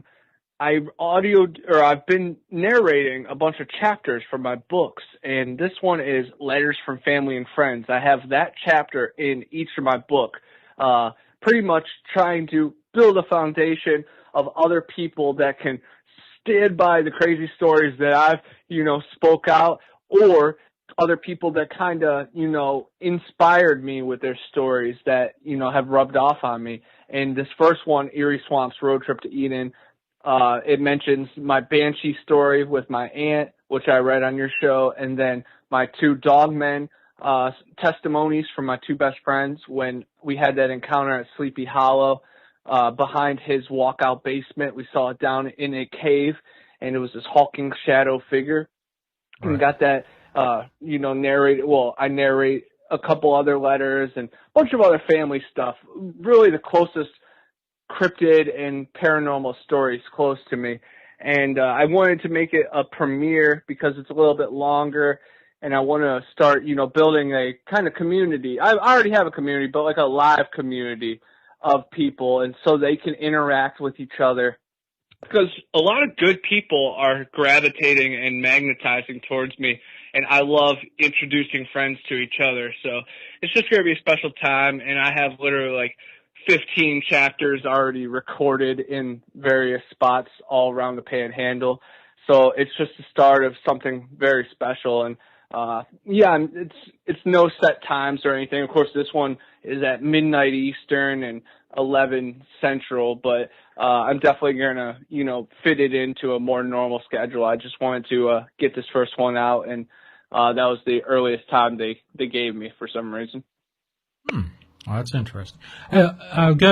We just barely touched on the inner Earth theory, and I know that you're a big fan of it. And, me, doing a little research here and there, I kind of wonder, I know there's underground lakes, massive underground lakes, especially around in my area, and definitely under LBL. What is your catch-all? What do you think about this inner Earth theory? Yeah, I definitely believe in it, and I've heard stories, and I've read accounts, and all my data has led me to believe that there is worlds underneath our feet. There might be an inner sun that energizes it all, and they call it the core, but no, there is something that energizes and has some kind of electricity underneath us. And then all the movies that allude to it, Journey to Mysterious Mountain, Journey to the Center of the Earth, 20 Leagues Under the Sea, Aquaman, pretty much every movie about these forbidden civilizations foreshadows Middle Earth. Like literally even the Jungle Cruise, the newest Disney movie, talks about going to Middle Earth. Godzilla, they go to Middle Earth. All these movies are showing it right on these Disney screens, on the biggest screens available, these blockbusters. And I've been saying this for, 15 years, let alone all these other people that have been saying it for decades and hundreds of years. But yes, all the maps show us that there is something underneath our feet. All the movies reference it. The Native Americans, they talk about we live on the back of a turtle shell. Well, okay, what's underneath the turtle shell? What's the turtle body? That's Middle Earth. That's where all the secrets are.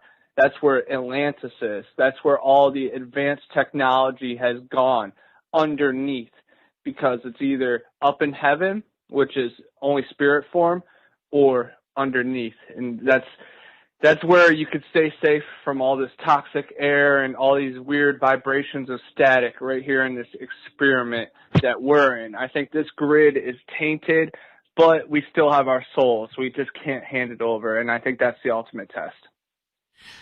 So the end-all, be-all is what you hear in the history books, what you hear in science, you take with a grain of sand and say, well, let me look into this myself.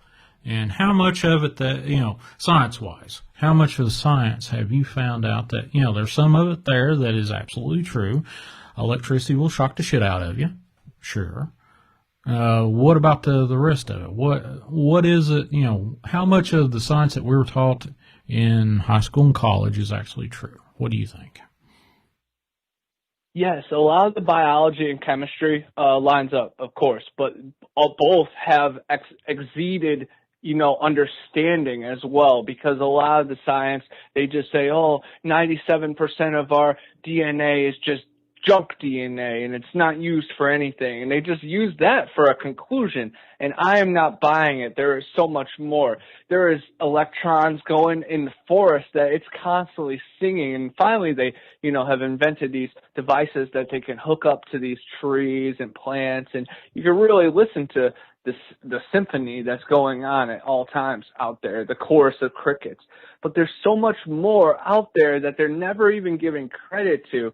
And of course, the mound builders existed in America, and there's 10,000 mounds just in Ohio, and they don't even try to talk about these and how they align with the moon and the sun and the winter equinox and a bunch of the crazy stuff. Like, how the heck would these tribal people and these savages have advanced technology and advanced knowing of the stars in the sky? And they knew that it wasn't space rocks. They knew they were deities. They worship these things. They're not worshiping rocks. They're worshiping energy. And that's what it is. It's plasma. It's heaven. It's special. It's very special. It's not like, Elon Musk can't just ride to it, in a convertible. No, this is spirit form. This is what we were made for. This is not no Cruising USA arcade game. This is life. This is life and death. But yeah, man, it surrounds us.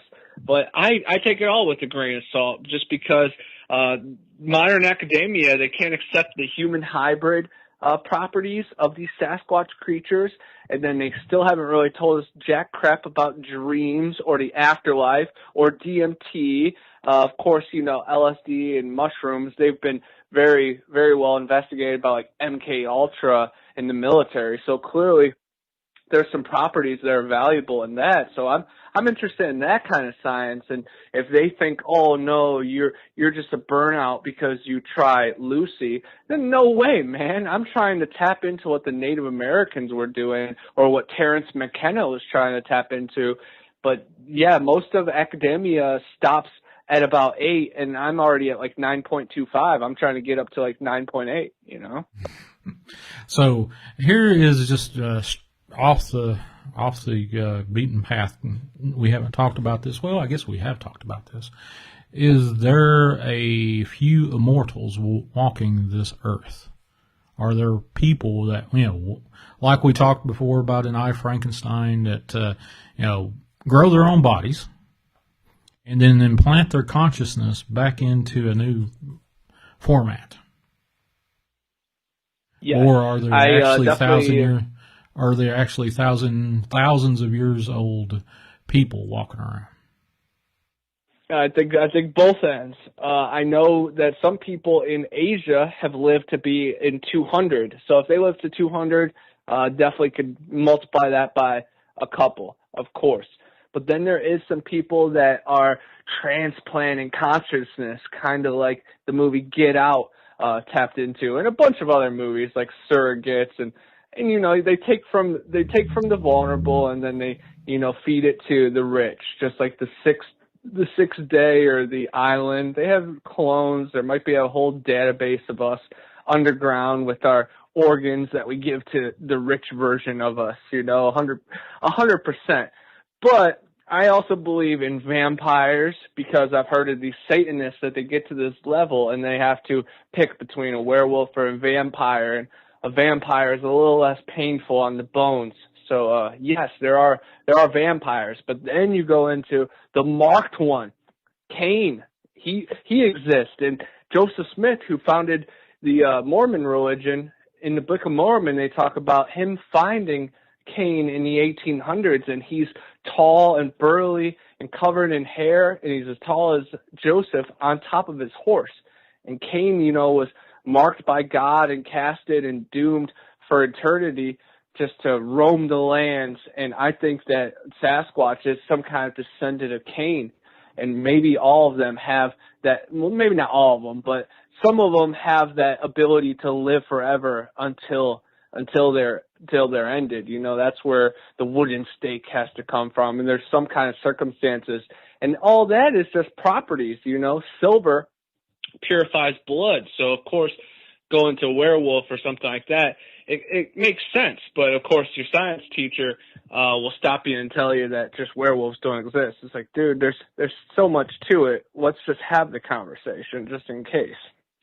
Well, recently in the Senate, they voted down a bill to make it illegal to create chimera. Now, prior to that, was that legal to do? Yeah. Why did they go to the Senate and say, hey, we don't want to mix the DNA of something else with a human, and we want to make it illegal in the United States? So, you know, the premise of, is there a dogman or is there a Bigfoot out there, or is there something that we've mixed with, you know, scientific wise? Now, I've always come under, you know, when I first got in medical profession, I always thought, well, if they're talking about it, it's already been done and perfected. You know, that's how I look at things. And as I get older, I think I'm doubling down on it. I think there are some folks around here that are not quite human. I think they've probably got a shelf life on them that they've kind of, you know, knitted into their DNA, and they have to go back and get these injections to, you know, live on. But, yeah, I definitely think that they've got the super soldier. They've had the super soldier since Stalin. They've been looking at that since Stalin, easy. Yep. And Adolf Hitler was really into it. Then you get really fun and look at pictures of like Nicolas Cage, Jared Leto, Keanu Reeves. Why have they been around for like 500 years? And then there's the big one, you know, what, the elites, what they're doing over at the islands, of course. And some people think that chemical helps people live forever. If people know what I'm talking about, then you guys know why I'm, you know, kind of dancing around the words. I don't want us to be on any blacklist or anything, but the truth is out there, and bad people are doing bad things, and I think that they worship the owl god, and they do, you know, blood sacrifice, and it's a little different than what the Vikings were doing back in the day. Yeah, that male-only club that meets every year, you know, that kind of thing. Yeah, that's an interesting cubby hole to jump down. That little rabbit hole will get you wondering what the hell's going on in this planet. You know, how it's really weird. Why are celebrities getting paid extra to raise their children different gender and stuff like that? Why is their percentage way higher? And there's a lot of crazy stuff going on, and I want people to feel free how they are, but I don't want people to be brainwashed and manipulated. I want them to stick true to their soul. And right now, there is a lot of bad programming happening, you know, right in front of our eyes, through news, through other media sources, music, movies. You got to read between the lines, and don't let them harm your family, and especially the youth, because they're trying to mask them up and turn them into something they're not. It's really crazy.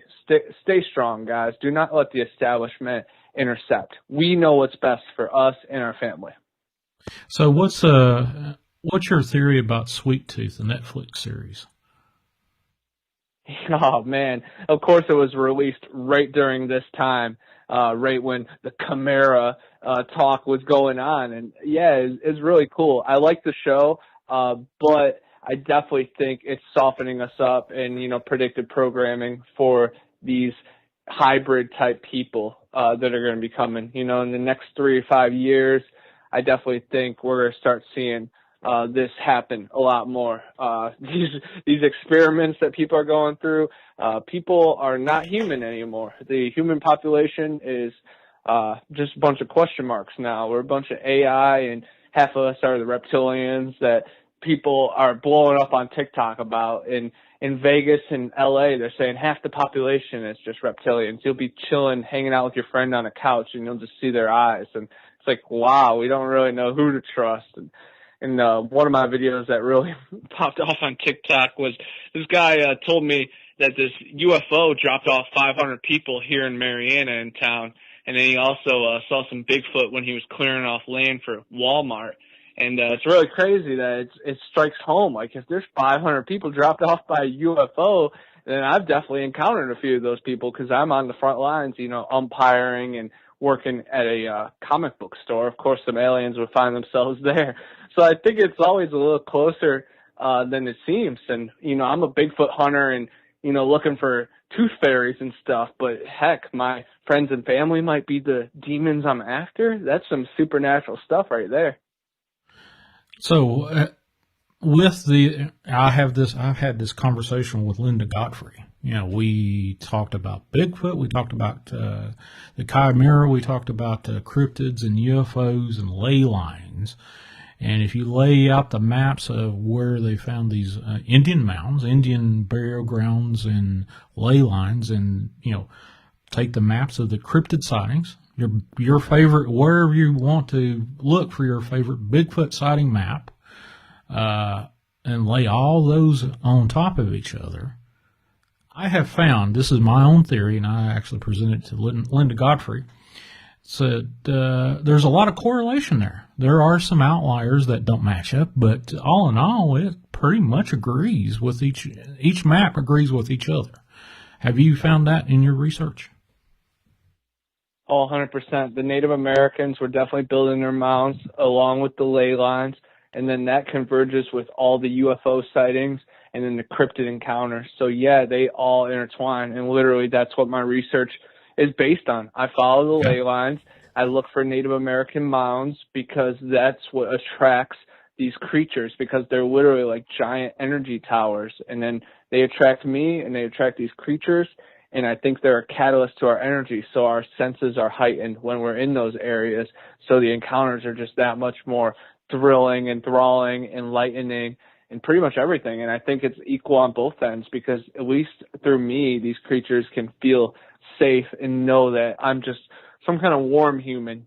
You know, I mean them no harm, but I'm just curious. And I think curiosity is pretty much like one of the best things for friendships. And I'm not trying to really be friends with these creatures, but I'm definitely trying to establish a bridge and a bond. And if they sense that I'm just curious, then if they're just curious, then I'm fine with that, because I mean them no harm. And if they're just trying to watch me fish and try to keep me cool when I'm camping near, then heck yeah.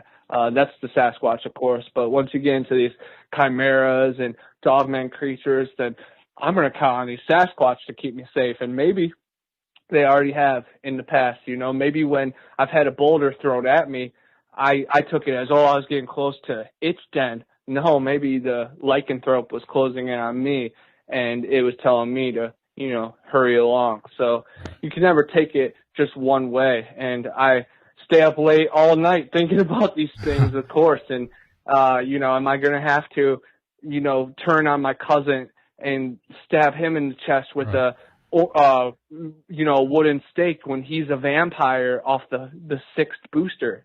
I don't know. You know, hey, Connor, only time will tell. We've got a caller. Hey, caller, this is Chasing the Truth. You're on the air. Where are you from, and what's your name? Hey, I guess you're talking to me. Yep. I'm Mike Johnston. I'm from Green Pond, Alabama. All right, Dustin. Thank you for calling in. What questions you got, or are you just saying, hey, I'm from Alabama? Well, I heard your show on your YouTube channel the other night. You can hear me okay, can't you? I got you on speakerphone. You might want, the speakerphone is not the best audio, but if you want to get off the speakerphone and talk to us and get a better quality, that'd be great. Well, go ahead, Dustin. What's how about now? Yeah, I can hear you. Go for better? it. Yeah, go for it, buddy. Okay. Well, that guy that called in about that woman that gave him the shake and tried to do a blood ritual with him and all. Oh, yeah, one-man band. I thought, sorry? That was one-man band that called in on that one. Yeah. I talked to my wife about it, and I really don't know if the audience needs to hear this, but I'd like you to know about it, and maybe Connor. That's Connor is your guest, ain't it? Yes, sir. Connor, can you hear my caller? Yes, man. What up, Dustin? How's it going, brother? Hey, my name's Michael Johnston, Johnston. You just call me Green Pond Mike. That's what I'm on. That's what I call myself on the web. But anyway, I want to tell y'all about that, but I don't know if the general public needs to hear it because somebody might try to do it. You know what I'm saying? But I think I know what was going on with that milkshake. All right. Well, give us your theory. So, I don't know if Connor knows about that story, but we'll fill him in, or you can fill him in, whichever one you want to do, buddy. Well, it's kind of nasty. My wife worked for this lady that told her something about that. You can put blood in certain things, and it will make your husband do what you want and make him obey you. But I don't really think I need to say what kind of blood it is. You know what I'm saying? I don't want any ladies out there to get ideals and stuff, you know, but I figure I just wanted to share that information. I didn't even know you was doing a show. I thought maybe I'd catch you, you know, off the air and just tell you about it, you know, and stuff. I don't know. Maybe I'll keep my mouth shut. But anyway, I enjoy your show and everything. I've been listening for a while. Oh, okay. All right, brother. I appreciate you calling in. That was an interesting story, and appreciate you, Mike, from was it Alabama? Yeah, Yes, yeah. sir. I'm Green. Just call me Green Pond Mike. Yeah, from Alabama. Green Pond Mike. Hello to you, Connor. How's it going, man? I'm not sure where you are in Alabama, but you know I'm pretty close to Dothan, so if you're ever in the area, definitely hit me up.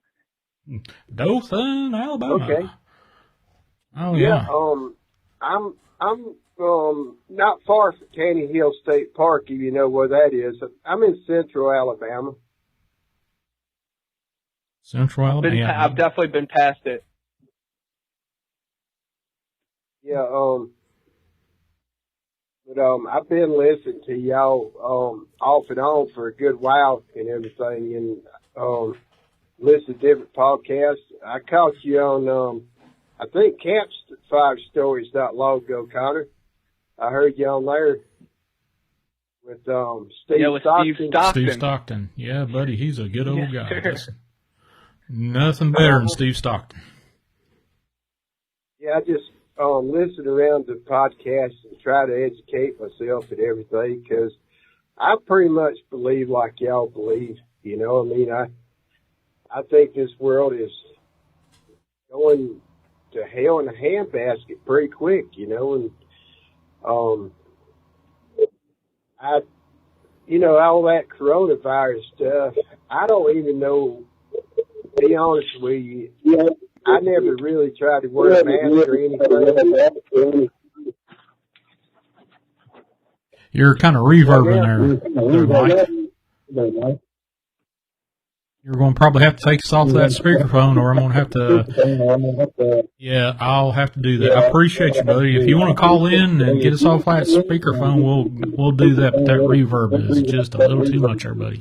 Appreciate you calling in. I'm not on speakerphone. I'm on the radio phone. Well, do you have me in the background and you have the podcast going on? No, the only way I'm here on the phone. I got a full signal on the phone. All right. I don't know what's going on with it. I don't know either, but that's getting a little bit too much to have on the air. But I appreciate you calling in. Get another call in and see if the connection's a little bit better. But I appreciate you calling in there, Mike from Alabama. Okay. All right, appreciate you, buddy. All right. I don't know what the heck that was about. I think it was interference from the fourth kind. You know, he was saying a little too much about how on the mask box it says will not protect versus this virus, so they still try to mandate it, of course. But what he was talking about with the blood, of course, is a little bit gross, but it is very well known. I'm not too familiar with the story. I didn't hear it, but I'm guessing I kind of understand that, you know, a shake was used with, of course, the blood, and then kind of got the person to do what they want. And that idea was in the movie Midsummer. You know, everybody just saw that scary movie that came out a couple of years ago. But in one of the scenes, there is a blood scene that they put in the lemonade. So, yeah, it's a pretty well-known tactic that women have been using forever and ever. We're all putting each other under spells. That's why we just have to find balance and find our own Miss Molly, for sure. Yeah, he was this gentleman called in and said that he was sort of kind of attracted to this Hooters waitress, if I remember the story correctly, and got a shake from her, and it had an odd taste to it or something like that. But after that, he found himself oddly very attracted to this gal. And she was trying to invite him to some sort of quote-unquote gathering of other females, and he discerned that this was probably a meeting of some witches, I would assume. But, you know, it was an interesting story, and there are some blood rituals and blood spells out there for, you know, no stretch of imagination to say there's not. There is. So it was an interesting story to be told. Definitely. Yeah, when it starts with Hooters girls, you got me. I'm interested. I like their wings. I like the breasts there. I like the beer. It all works. Oh yeah. I loved Hooters back in the day. I loved their wings. The clientele and stuff, and the help staff was definitely an attraction during the day. But you know. It's bad for your arteries to eat at Hooters all the time. That's for sure. But hell, you know, it's bad for your wallet too. You gotta try Twin Peaks once in a while. I like Twin Peaks because it's like the Hooters vibe, but you also get the Twin Peaks David Lynch spooky vibe too. So that's my favorite spot, Twin Peaks. All right. Well, they're talking about some movie called Midsummer. That's interesting over on the chat. But yeah, Midsummer. That's the one I mentioned. It's about a festival. It's like a cult festival that these college kids go out to, and then I forget what country it's in, but then there's sacrifice and all these weird rituals. It's very scary. It's made by the same guy that made Hereditary, Ari Aster, and he makes some crazy curse movies. But yeah, that's the one that had the blood in the lemonade. And then a witch coven, you know, did some sex magic. Pretty crazy stuff. Yeah, sex magic. I don't want anything to do with that. But go back to, you know, step back just a second and talk about, have you been on many podcast radio shows where the audio goes crazy, the connections go crazy? Because that often happens with me. You know, I've done quite a number of shows, probably a dozen or so, that the audio just goes completely bonkers, especially if we're talking about something, with the beer bug. I've done a couple with that, that all of a sudden, you know, my equipment, long before the beer bug got to the status it's in right now, it was about a year before, we had a show with a few people that I was talking to, and all of a sudden my connection to the Paranormal radio app went down. My YouTube connection went down. The only connection I had was with the two callers I was talking about the beer bug about. And this was before this even, you know, got to the status it was. It was before the first California patient was identified, quote unquote, of being across the pond, so to speak, and was in the United States. But I've had Dragon ZW. He's another frequent caller that we've been talking about shadow creatures and talking about the other side. And for whatever reason, my connection just literally, you know, my internet goes out in the house, which normally it's just crazy good service during these shows, but just talking about certain things, I don't know if it is Comcast doesn't like me to talk about certain crap, or YouTube, or all of the above. I don't know. Yes, it's happened plenty of times to me. We've been kicked off of YouTube live shows before with strikes and then tons of electronical problems. We've actually recorded like weird voices in the background of a couple of our shows. And then I've had my phone turned off before. And then one person that I know that was talking about the bug months before, pretty much same timeline you're saying, he had his phone zapped. It was totally turned off, didn't work anymore. And then actually someone he got files from, they had their phone zapped as well.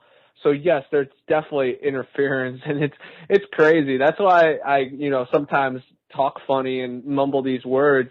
I'm doing it on purpose because they're watching and they're always calculating and they're trying to mess with your algorithm and censor your speech. It's 1,000,000%, man. I've been face-to-face censored, and then I'm battling a shadow ban right now on Instagram. I went from thousands of views on my videos to barely scraping 100. I have like 4,500 followers, and my videos aren't even reaching 100 people. And it's embarrassing for one, but it's also really sad and puzzling too, because you speak a little bit of truth and they hit you with a tag. If you say the C word, or if you even post anything about it, boom, you're wiped out. And exactly that, our caller, Michael Johnston, MJ, he mentioned the C word, and then boom, we hear those weird waves of noise coming in.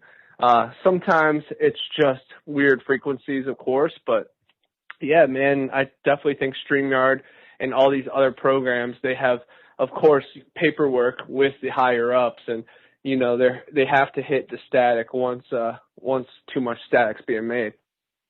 Yeah, but it's kind of crazy to think that they've got an AI that's actually sitting there listening to me if I bring up a C word, or if I bring up something that is against the policies of whichever service I'm streaming through, that automatically start monkeying with, or just kicks you off the live feed. That's the strangest thing. Why is it so, what's the word? Why is it so prevalent that they have to get you off if you say a certain word or certain combinations of words? Why is it that they don't want freedom of speech? Hell, the thing of it is, do you want to jab? Do you not want to jab? I don't give a damn. That's your body. You do it the way you want to. Follow your doctor's instructions, whichever, if you believe your doctor or not. It's your body. I'm not going to advocate one way or other if you do it or not. But don't come to me and say, have you had the jab? Man, it's none of your damn business, actually, what my medical history is. And the HIPAA Act backs me up on that for the United States. So that's it. 100%. I'm totally against the mandates. And I really, I don't want to be forceful to people either. I just want to tell people, the truth, and just tell them to look out for their own evidence. And once you do the research, your decision should be pretty clear, just because all theirs is based on censorship and lies and manipulated data and different testing. It's very scary, and it's all just peer pressure and fear mongering. It's the stuff that I was taught to fight against. So I'm just sticking to my morals and my childhood and who I'm supposed to be. And I'm never going to fold. And I'd rather live on my feet than die on my knees. And I'm going to remain me till the end. I don't need boosters or anything. And, next year they're going to be about 4 or 5 experiments in. And it's like, how much is enough there? They got new things, threats all the day. They're just making it up at this point because the smoke is clearing. People know, the facade is up. So be ready for this next facade. And guys, just be united and be close with your family, and 100%. Just be natural. That's why I just try to keep telling people. I've been trying to inspire by action the past few years. I've been going to concerts, professional sporting events. I've been hiking, biking, kayaking pretty much every single day for the last 2 years. I'm not hiding, and I'm getting full vitamin C and sunlight and vitamins, and drinking water, and everybody just has to remember being human again. And we've gotten so far from that where you're labeled an extremist if you hug your family members or if you shake somebody's hand nowadays.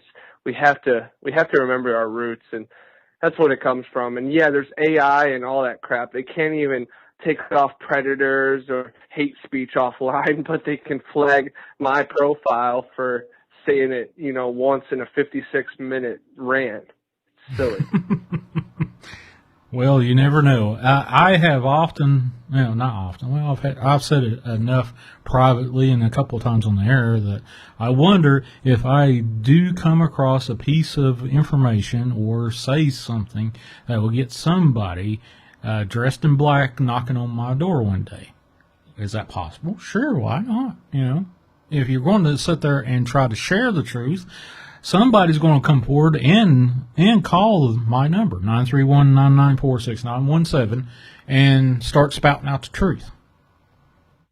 That's the way Art Bell did 100%. That's the way Art Bell does it. That's the way a lot of other show hosts have done it in the past, but for whatever reason, they quit doing the unscreened open lines, and I'm apparently the only one that's doing it right now. Occasionally, DW has done it. I've seen him do it a couple times on live streams in the past, but I'm the one that has been doing it. For the last, actually, all the shows that I have done open lines, they've been unscreened. I've just not promoted it. But there's nobody between that caller who calls in and me. As soon as you call in and I answer the phone, you may hear the discussion going on like the last couple of callers. I'll just leave them on mute and listen to us talk until I can get to you, the caller, and find a segue into, hey, I got a new caller, Connor, and then go from there. But that's it. You're not, people don't do that anymore. They always want to eliminate the oddball caller that will call in and say crazy shit in the background or try to be idiotic. Does that happen? Sure, why not? That's part of the fun. But, Connor, I've had you on for about 2 hours, a little over 2 hours, and I don't want to overstay my welcome with you. Tell us how to get a hold of your book, which I know you got Panhandle Pirates over on Amazon, along with your other trio of books behind that. How do we get in touch with you, and how do we, find your book? Yes, and Shawn, you're never intruding. You already know with us, time flies. 2 hours, I thought it was 35 minutes, I barely worked up a sweat pacing around my house. But, man, they're available on Amazon, of course. My name is Connor Flynn, so if you search Connor Flynn, ConnorFlynn, you will find them. But Panhandle Pirates, Eerie Swamps, Road Trip to Eden, Big Brother, Bigfoot, and Monsters and Mysteries Around the Corner. And I'm really pumped about Panhandle Pirates because, of course, that first 3 that just rolled out. That was like a bunch of work, and this was like the follow-up. There was a fresh, clean slate, and I matured as a writer. I already had books out. I've matured as an explorer. I've made some discoveries that I feel like if this was a video game, I've leveled up a little bit. I've definitely rubbed my shoulders with a couple people that have, had strange encounters and have shared their magic with me. So it's a mature follow-up sequel to it. And it's really my Florida journey, and it's perfectly mapped out, man. Just with the last chapter going back to Lakeland, the first city that kind of taught me everything about Florida, and living off a couch and staying at state parks and Walmart and rest areas. You get to learn from like a hobo, a homebody that you might kind of relate with, all these people that are vulnerable on the street and going wacko.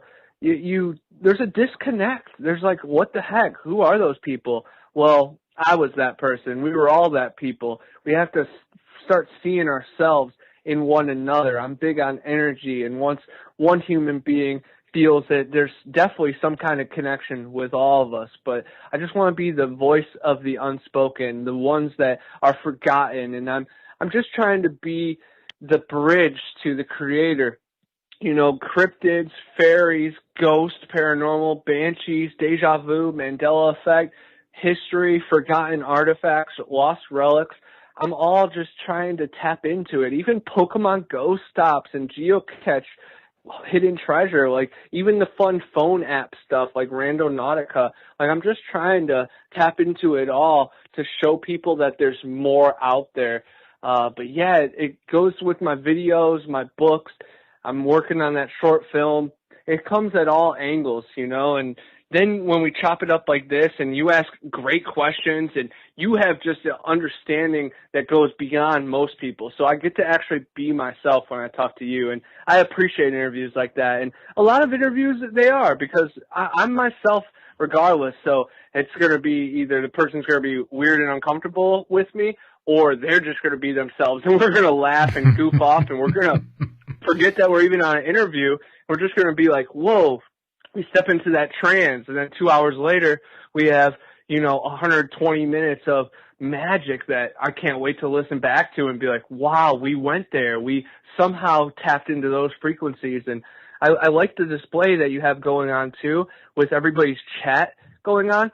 I love people's videos that do that, because I'm one of those like nerds that I love, being everywhere. Like I'm in the credits of a Small Town Monsters film. Like I love it, small stuff like that.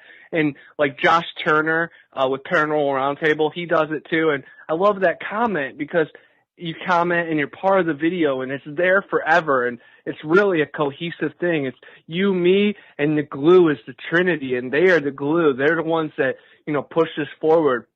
And there's a lot of support through Dark Waters and Chasing the Truth. So I'm very thankful, and I've met some great people just through your guys' channel and platform. So again, thank you so much. And anybody that's listening in the future, definitely check me out on TikTok and my shadow banned Instagram. Now my Instagram is just like satire. Like I posted the snake video. My caption was, well, this got 440,000 views on TikTok. Let's see what my shadow banned Instagram can get. And it got like 90. So it shows it right there. It's not the content, it's the algorithm. So if you guys are having a problem with the algorithm, just keep remaining true to yourself, and hopefully you'll break through. But it's more about the journey. It's cool if you can make some bucks and like fund your mission, but just stay true to yourself, and that will provide so much more, because when you meet cool people, those are the memories, and when you make more, conversations and just more opportunities and more doors being open, that's the true currency. And man, I love it. Every week I look forward to, calling in to your shows on Saturdays and really stirring people up. And then every Tuesday and Thursday, Horror Talk, like I have so much fun looking forward to those shows, and it's such a release and an escape. And man, it's a dream come true, because I'm a little nerd. I watch all these top 10 movies and what culture videos. So if I could be that voice and try to, tell people some Easter eggs and cool fun facts, then I'm going to do it. And I'm just going to run till my gas runs out. And, of course, the Taliban took over Afghanistan. We refused to mine in America. So the gas might run out soon, guys, but let's keep pumping as long as we can. Of course, we're down here in Florida, the home of the paddle boat, baby. We don't need an engine. We just going to keep paddling. Oh, wow. Well, Connor Flynn, I appreciate you being on here. And I don't want to keep you any longer than 2 hours. But folks, stay around after Connor Flynn, leaves the show. I'm going to do some unscreened open lines. That's what I'm famous for. That's what I've been known for. So stick around, folks. After Connor Flynn, we're going to go unscreened open lines, and who knows what's going to call in. But Connor Flynn, I appreciate you being on the show once again. Always, brother. Anytime you want to call in, you feel free. You are just this wealth of knowledge that I'm amazed at. And Stimulate over in the chat says, whatever he's on, I'll take two. Hey, that's awesome. I definitely a little bit of cannabis and no psychedelics today, but That's what I represent, the cannabis and the psychedelics, but I also want people to stay straight and narrow away from, pills and opioids, because that's the demons, guys. Try to stay el natural. That's what's, the God-given message, of course, the burning bush like Moses, and what's made in our minds like DMT and stuff that's already in plants. But guys, try to stay away from the artificial stuff in all wakes of life. Keep staying positive. It's positivity that really pushes me, and it's really just the want for more, and not myself either. The want for more for humanity, for Earth. I'm always trying to tell people, guys, there's not 7 continents, there's 700, and they still have mammoths. We don't have to worry. But yeah, I'm the wacko. That's off a little bit of wacky tobacco, man. But I appreciate it, guys, and I'm looking forward to hearing from the calls. If Gypsy Road still in the chat, Eric, please call in, introduce yourself. And anybody else that's familiar with me, I love when people call in. Like, everybody's cool their own way, but once you call in and you really provide that vulnerability on a show and you tell your story, you have an extra respect with me. And I know if I, meet you in real life, then I'm going to be so proud of you. I'm going to be like, man, you were on Chasing the Truth. Man, you were on Mogollon Monster. Man, you were on Gypsy Road. You showed on Central Florida Bigfoot. Like, I love that stuff. I'm paying attention. So anybody that's out there, just keep doing you and keep grinding, because the right things will happen.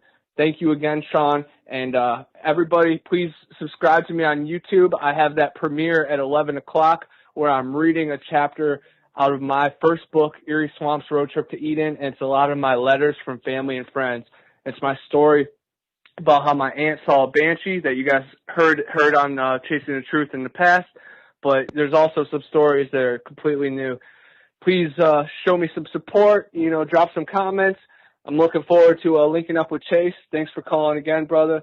And thanks again, Shawn. I'm looking forward to it, brother. All right. I appreciate you calling. Being part of the show, man. This is the 3rd time you've been on the show, or twice? At least twice, I think. Definitely. You've called in enough to be part of the show as a frequent guest. So, holy cow, man.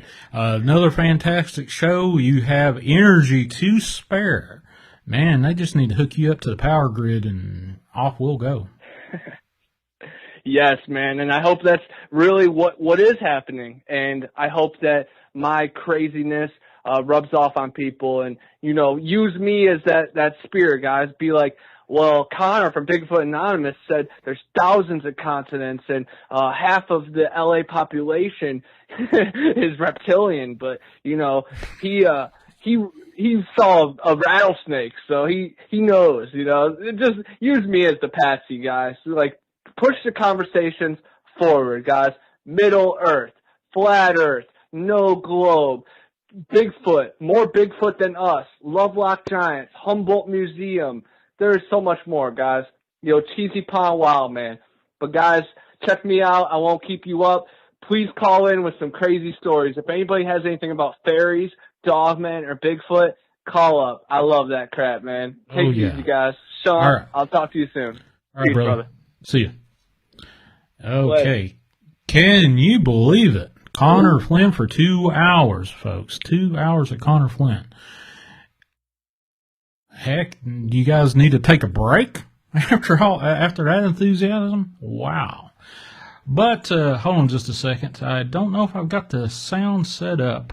Yep, I do have it set up. So we are officially, after Connor Flynn popped off the line there. Thank you again, Connor Flynn. Bigfoot Anonymous on TikTok, Bigfoot Anonymous on Facebook, and Bigfoot Anon on YouTube. Please go over and look at that the Panhandle Pirates. Connor Flynn, the author, on Amazon, and his other trio of books is over there. So please call in 931-994-6917. Open lines, open questions, open topic. That's it. I'm going to do a few minutes of this. Actually, Miss T and myself have been talking and said, hey, you need to do some open lines after every guest. And I was like, well, okay, when? Well, let's do it after Connor. All right, why not? So here we go. If you want to call in, not necessarily about what we've talked about, which with Connor Flynn, I think we pretty much covered the gambit, the myriad of questions, the myriad of topics that you want to cover on a paranormal supernatural show. But let's say a couple of hellos out there. Zewickle, Christina, Thaddeus, Cray, Wes. We've got Marquita out there. I thought I saw Lakea. Lakea, hey, how you doing? Are you keeping Vault of Nightmares busy? I'm sure you probably are. And wow. But there you go. I hope you liked that show with my buddy, Connor Flynn. And definitely, check him out across the board on TikTok. He's got an IG account. He's got a Facebook account. Just about all the major socials out there. And you will, I got kind of addicted to watching. He does these little short format videos, so it's easy to consume. And it's jam-packed with, holy cow, what did I just see? And he's all across the board from, what you want to know about Bigfoot, the paranormal. He does some ghost hunts every once in a while. He'll go to vampire haunts, like over in Louisiana. Lakea, what's going on? Tell Vault to give me a call. I'd like to see if he had any follow-up with that crap that happened in Tennessee, in Cobb County, Tennessee. I would like to hear if he's got any new updates on that, or what is he doing? Is he still pulling engines out of cars that he bought at auction? I don't know. There's some money to be made with that, actually. No doubt about it. But I'm going to stay on for just a few more minutes. If you don't want to call in, that's fine. If you want to text 931-994-6917 with, hey, here's a story for you, you can text that number. You got a pencil? Write this down, 931-994-6917. That's the number to keep. If you come across, I know it's kind of hard, you get stage fright. And if you haven't told the story or you've not told it often, and get it, say, hey, do I really want to call in and talk to this guy with a thick southern accent? Let's see, Connor's YouTube link. Hold on just a second. I'll see if I can find that. I'm pretty sure I can get a hold of that. Give me just a second. I'll see if I can pull that up for you. Actually, I do. Here it comes. Connor's Bigfoot Anonymous link is about ready to drop over there. Let's see. Daniel Wiley. I hope I didn't butcher your name, but here it comes. So here comes Connor's link there. Well, if I can get this keyboard set up the right way. There you go. I just dropped it over there. Bigfoot Anonymous. Definitely, show them some love over there. Watch that. Daniel, I just dropped it. As you just posted, I dropped his link right before you said that again. But there you go. His link is in there. And his link is in the description. All his links to his socials. You can find it in the description of the YouTube. So if you don't see it in the chat, if the chat doesn't pop up for you after, if you listen to this show after, it's in the description there, folks. And for the folks that have donated, tipped, Chasing the Truth is the thanks CTT supporters is rolling down by the bottom of the screen. Scott G was the last one, I believe, that donated. I appreciate everybody that is supporting. If you cannot afford to support, drop a like. That's a good enough support right there. Or subscribe, or share it out on your socials. Your Twitter account, your wherever you haunt on the social platforms. Say, hey, check out this Chasing the Truth guy. You never know. But give me a call. I want to hear what is on your mind. What have you experienced? Now, last Wednesday, I had last Wednesday was about the quote-unquote, I had a guest lined up, but for reasons that were very good, I'm not going to go down that, he couldn't make it, about a dogmen on his property down in Knoxville, Tennessee. And unfortunately, he had very good reasons I'm not getting into. But definitely, folks, go look at that. The second hour of the show, a fellow from North Carolina called in to the show with a missing time. If you want to listen to something that will, all of the correct questions were asked from my point of view. Was he abducted? 2 hours later, he winds back up on the same road he was in, and 20 miles down the road from where he was supposed to be. No gas had been changed, no odometer readings had changed, other than his position on this globe, 20 miles down the road. One moment he was flashed, and the next moment he's 20 miles down the road, and his clock says 2 hours later, but everything else indicated no, he didn't move. His name was Edward from North Carolina.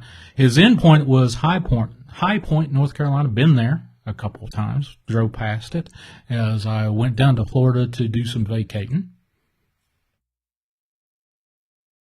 Sorry about that, I had a cough. Never cough on air unless it just slips. But, folks, you want me to just sit here and talk to you, tell you a story or whatever? This is Unscreened Lines, Unscreened Open Lines, meaning if you call that number, 931-994-6917, you will get me. One-man band, yep, that was a crazy, freaky story, and we kind of touched upon one of your stories you called in about. Wow. All I can tell you is the folks that listen to this, the ones that are sitting there on their hands going, well, I've got something that I've been itching. Now, I've talked to a lot of people over my, in my day, my 51 years. I've talked to a lot of people that do not want to, they wait till they're alone and they find, they get kind of worried that they're going to get ridiculed. Let me get that one out. You're not going to find ridicule here. If you call in, there's no reason why you can't tell your story. Will I believe it? I don't know. Haven't heard it. Will the folks on the Chasing the Truth listener list listen to it? Or believe it? That's up to them. That's the premise of this.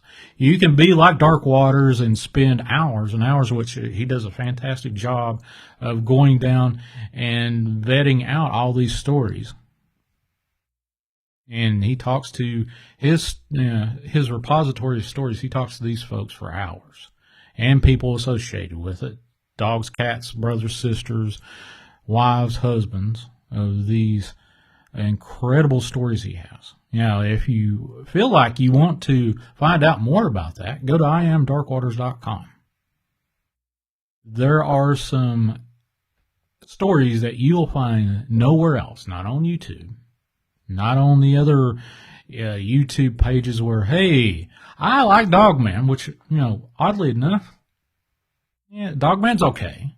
Will I do a Dogman show? Sure, why not?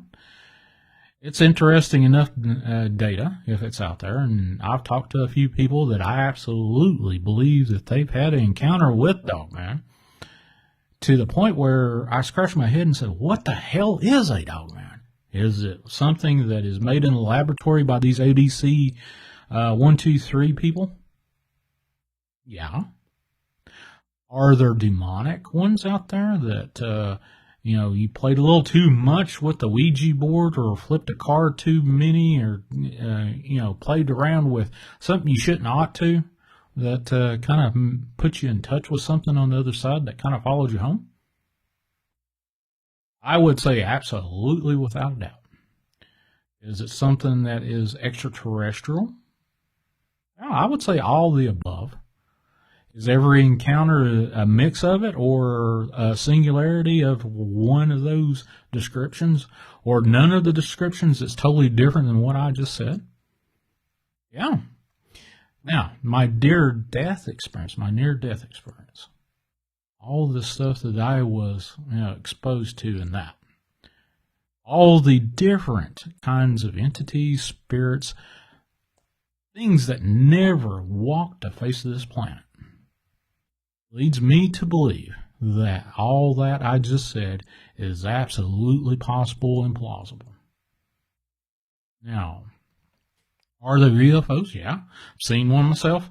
Seen a classic TR-3B float over my house for 5 minutes. I even got the sighting on Newfork, NUFORC.com. It actually reported within minutes of me seeing the damn thing.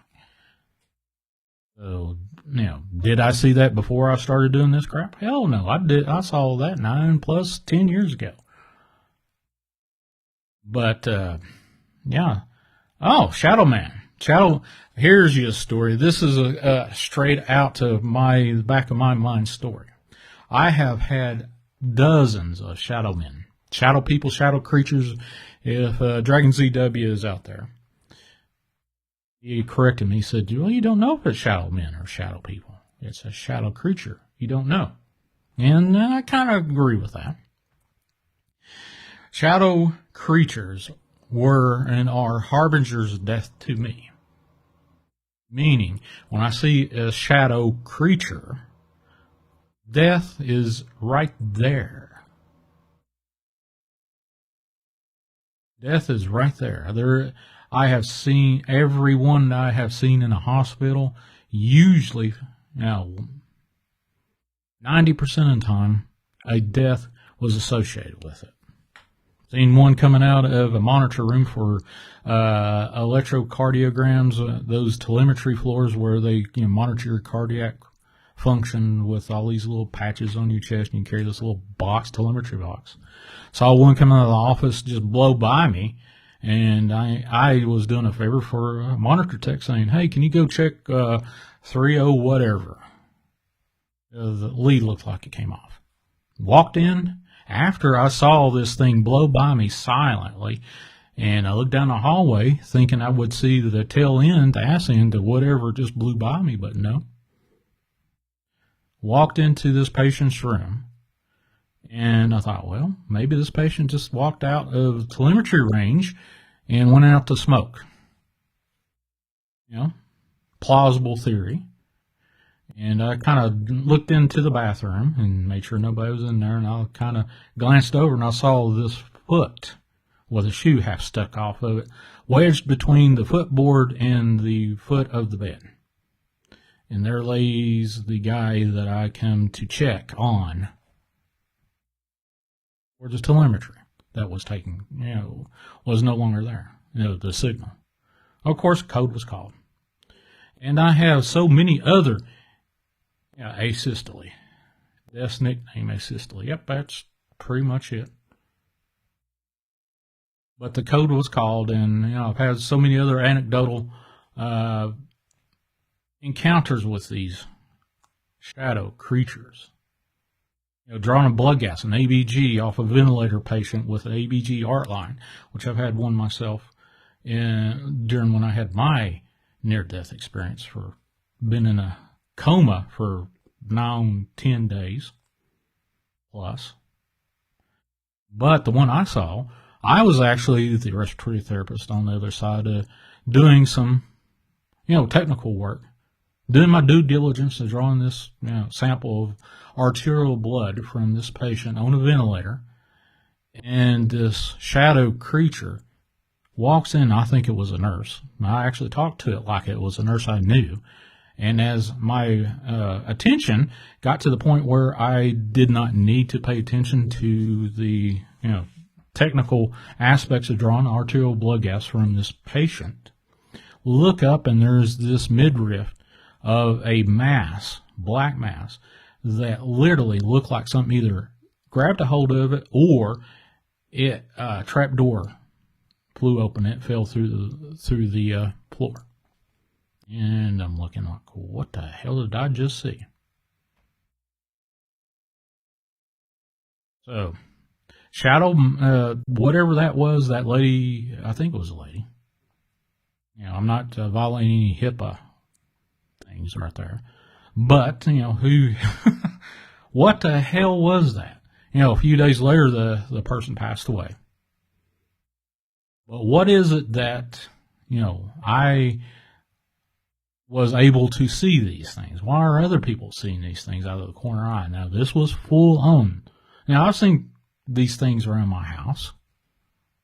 Kind of wondering. I've seen full apparitions in my house, this century-old house that if you look back on my YouTube that you're on right now, I've talked about these stairs, and there's a staircase involved with this little 5-foot lady that I encountered when I was going to college, coming home from clinicals, doing respiratory clinicals at a college. I was in college, and I was coming home from a clinical rotation at night, and see this little lady staring down at me that I never knew who the shit that was. Staring me down, thinking, oh, what the hell, who the hell are you? But, that encounter, stays with me. Absolutely stays with me. Occasionally, as I'm rolling by the front of the front door looking up the staircase, I kind of remember, is she still standing up there? No, she's not up there. That was actually funny enough story. I'd have to get Miss T on here to tell that story. But she had an encounter with that same damn spirit when she come visit me one time. But, I will try to get her on here and tell her side of that story, because she does a lot better than I do. Crazy as it is. But, like I said, this, as you see on that Unscreened flashing open lines, 931-994-6917. I'm going to stay on here for a couple more minutes. If nobody's going to call in, I'm going to end it.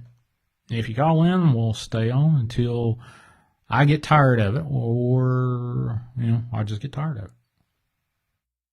I won't go the 5.5 hours I did one night over on the Dark Waters channel. That literally,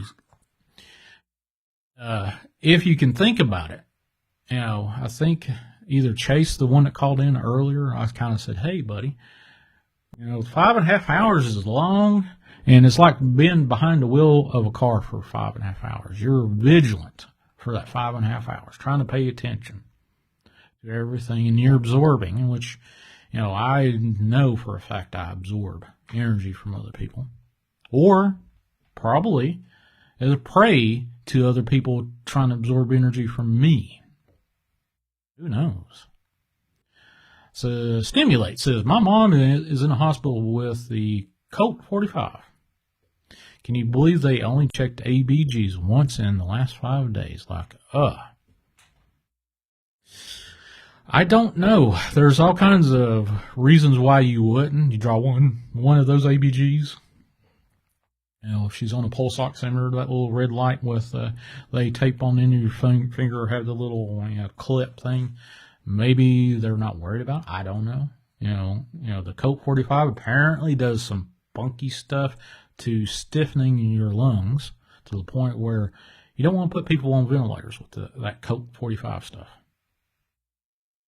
Now, I have been out of the respiratory game for a number of years. I've been retired going on 6 years now, so safe to say Colt 45 was never in my wheelhouse. Do I know other diseases that are a lot worse than that? Hell yes, I do.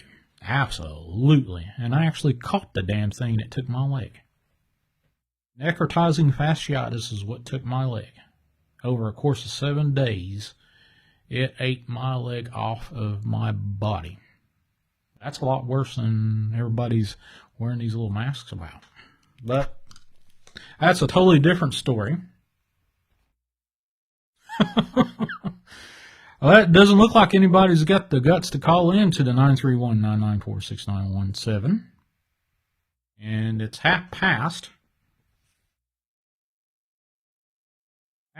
11 here, 10 o'clock over there on the Central Time. Give it 5 more minutes. Nobody calls in. I'm going to just say goodbye and catch you over on the Dark Waters channel this Saturday night, 7 and 9 p.m. Central Time. My guest over there, folks, Seth, he is, without a doubt, got a story that's going to curl your toes. He was an engineer in the Army, did some time over Iran, Iraq. And I'm just like, wow. Actually, Thaddeus Cray, Mr. Wes, buddy, that is a fine and a half. And, I've been in contact with him about every other 3 days. And he's updating me on what the hell that thing looked like. And he actually sent me a picture of something that looked pretty damn close to what this guy says he's encountered most of his life while he's falling asleep, even over in Iraq, Iran. But I would definitely listen to that one. I'm like, well, it turned into, you would think it's a demon, but from the story at the end, you'll have to listen to it. Shit on me, I don't want anything like that. But Amy Crew says, thank God you were survived. Sir, I'm not sure about that. Oh my God, my assistant, I forgot to put her on silent. My digital assistant chimed in. But thank you for that sentiment. My near-death experience that came of it, I would not trade anything for that. I would not trade anything for that experience. I was meant to have that experience. I was meant to know God in the way that experience gave me. The bacteria came from, well, I'll just straight out tell you. I've told it on other shows, why not? I was drunk driving one night, wrecked my car. Thank God nobody else was hurt. I was the only one that was hurt from this thing. And it came from, anyway, it came from some place that I was took. I'm not going to say where it was, but anyway, from what I gather. And honestly, for that night, I never touched another fucking drop of alcohol. No, we'll never do that again. And I will never be behind the wheel of a car again. And will that cause me a lot of trouble? Personally, sure, why not? You can imagine, hey, he's not going to drive, why not? But I've got a lot of PTSD from that, so I'm not going to do that no more. The necrotizing fasciitis is no joke, folks. If some way you get abrasion, oh, wait a minute, got a caller. Wow, I didn't know I had that on there. Let's go here. Okay, I've got a caller on the Unscreened line. Where are you from and what's your name? Hey, it's One Man Band. One Man Band, brother, what's going on? Oh, man, just working, just, grinding away.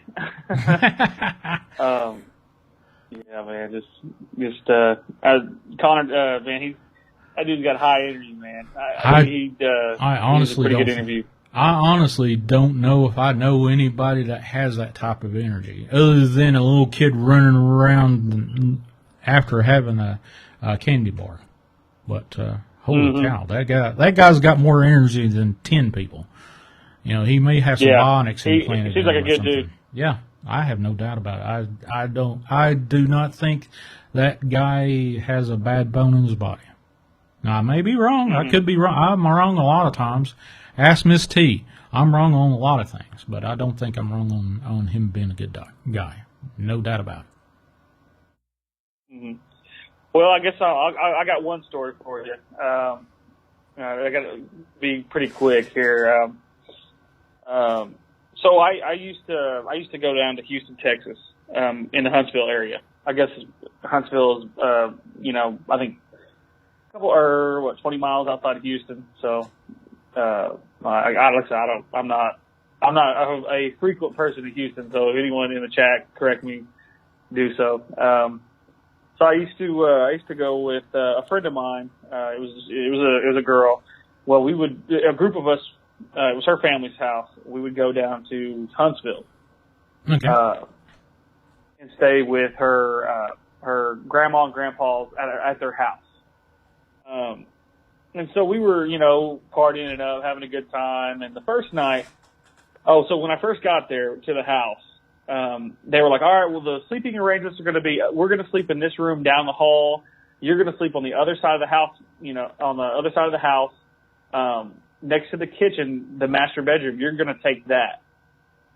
So when we first get there, I walk into the master bedroom, and I guess her grandma kept all these dolls, like with the eyes, like the weird eyes.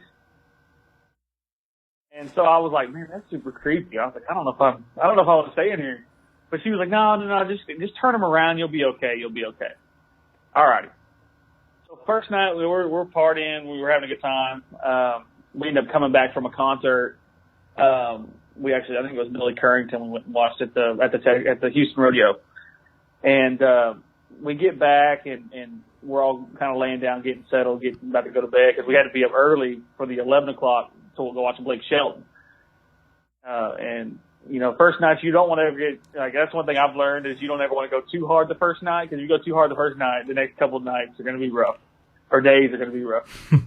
And, yeah, good old, I guess I've definitely learned my lesson on that one. Yeah, well, definitely you and I both have learned our lesson on that one. Yeah. And so we get back and we're getting settled and I made sure I turned those dolls around. That was an adamant thing that I was like, I do not want these things watching me while I sleep. I just think dolls are the creepiest thing. I've never, like, any type of doll, I don't like it because it's the eyes that mess with me. So I'm really bad about locking the door when I sleep. That's just something I've done. And eventually I'll tell the story of why I do that. It's a Shadow Man story that I think I mentioned to you last Wednesday when I called in. Eventually I'll tell that story. That's just a long story and I don't want to take up a lot of your time. So I make sure I lock the door and I turn the dolls around and everything, it was pitch black in there. I lay down, I go to bed. And I wake up the next morning and the dolls are turned back around. And the light in the bathroom was on. And I'm like, I don't think I did that. Cause I have to sleep in darkness. Like I don't like any lights on, anything. And I woke up and I was like, oh, that's weird. Maybe those girls are pranking me. They may have a key to the door. Whatever. Right. I asked them when we're at breakfast and I'm like, hey, did you guys by chance like turn the dolls around and turn the light on just to mess with me? And they were like, what are you talking about? Like, you got up before we did. And so I was like, I don't know. They probably messed with me. So we go to the concert, we're day drinking, we're, having a good time. I end up crashing out like early in the night. Like, cause I had drank all day. I didn't have, I had a DD. It was like, yeah, and it's spring break. It's over. I was like in my early 20s, like I think 21, 22. So I'm going all out. And so I ended up crashing out early, like at 9 o'clock. I couldn't make it. I couldn't make it past that time. And so that night, nothing really weird happened. I forgot to lock the door. So, I didn't turn the dolls around because I was just too drunk to even care to do that. So the next day I'm hungover and we were there for 5 days. Next day, I'm not really going that hard. We end up going through the day, going to another concert. We went to concerts every day because we did a pass or whatever. And so I made sure I turned those dolls around that third night.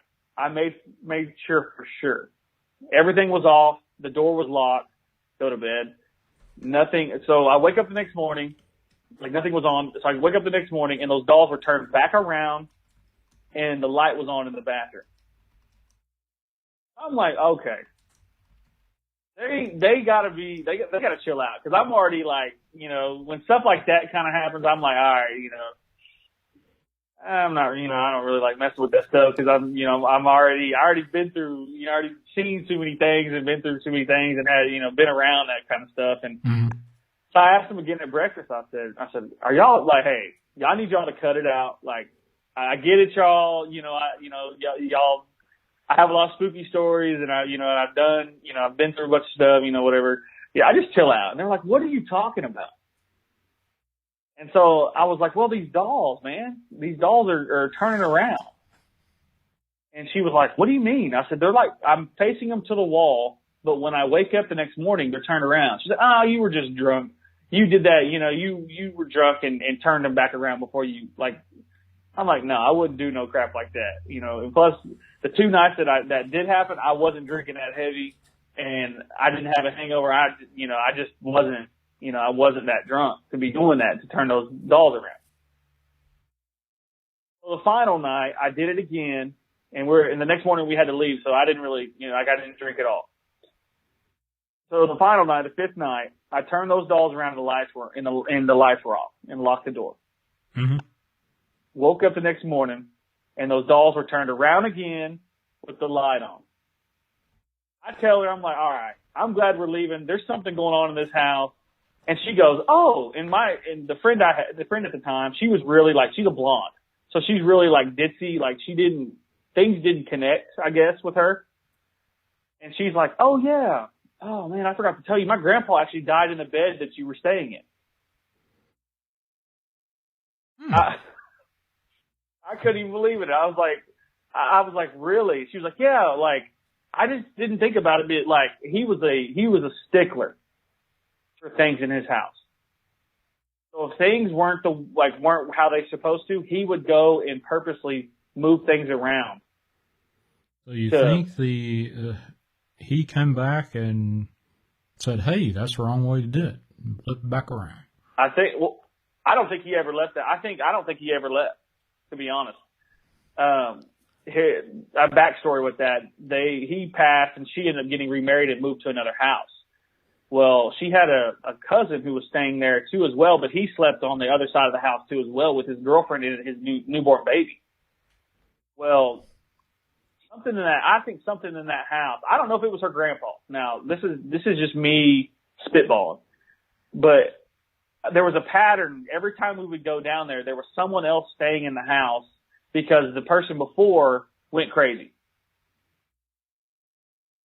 Like her cousin that was staying the first time that we went down there, he flew off the handle after we left. I guess I don't know exactly what he did, but they said that he did some wild stuff and when it was in jail and was going to go to prison. And so the second time we went, I stayed on the couch. I was not messing with that. So her uncle, which that's a whole story in itself, had just recently broke up with his girlfriend and was losing his mind and was cracking as we were there, staying at that house. So I don't know if there was some type of energy in there that was forcing, making people that stayed in that house go crazy. But yeah, that was creepy though, when it kept doing that and kept changing around and people in the house are losing their mind, staying there. Well, if it's continuously presenting itself, whatever this thing is, how many times have you, lost your keys or lost something and it was just literally in front of you and you hunt up all down and back and forth and then you find it where you thought you left it, but, you went over that spot many times and it pops right back where it was. Have you ever done something like that before? I mean, shoot, man, there's all types of stuff. That's why, for me growing up, it was always little weird things like that. I actually do have a few stories, I guess one kind of long story like that about messing with the Ouija board. I was a senior in high school. We went, there was a store called Hastings back. And I think this might be what, kind of maybe set into motion kind of things that happened later on. Maybe with the girl, the story that was told, that I told before that the guy earlier mentioned, that could have been part of that. But I guess long story short, we were messing with the Ouija board in a national cemetery, soldiers. Like, this is like a soldiers. I mean, I'm like 17 years old. Like, my shit don't stink. Like, nothing can hurt me. Like, that type of, I guess that's really everybody when they're young. But we went to this that cemetery, and I kind of didn't want to do it, but I had some buddies, I guess they were my brother's age, but my brother's 2 years younger, but they were messing with it more than I was. I kind of just, did it one time. I was like, yeah, man, I don't know if I want to do that. And that thing started moving. And everybody was like, man, quit messing around. And people were like, literally had one finger on, barely touching it, and that thing wasn't moving. And they were asking questions, about who it is and, did you die? Like, where did you die? And blah, blah, just stuff, just asking this thing questions. Well, the guy that bought and owned the Ouija board that we bought from some novelty store, like it used to be a video store, but also had like novelty items and stuff. It was called Hastings. I don't know if they have that anywhere. It's closed down now here in Oklahoma, but yeah, he bought that for like $20, and he was like, "Yeah, man, let's try it. Let's see what happens." I was like, I don't know about that. So I didn't really participate very much, but that guy, he ended up throwing it down this well in another cemetery, and I think he says that thing was under his bed when he woke up the next morning.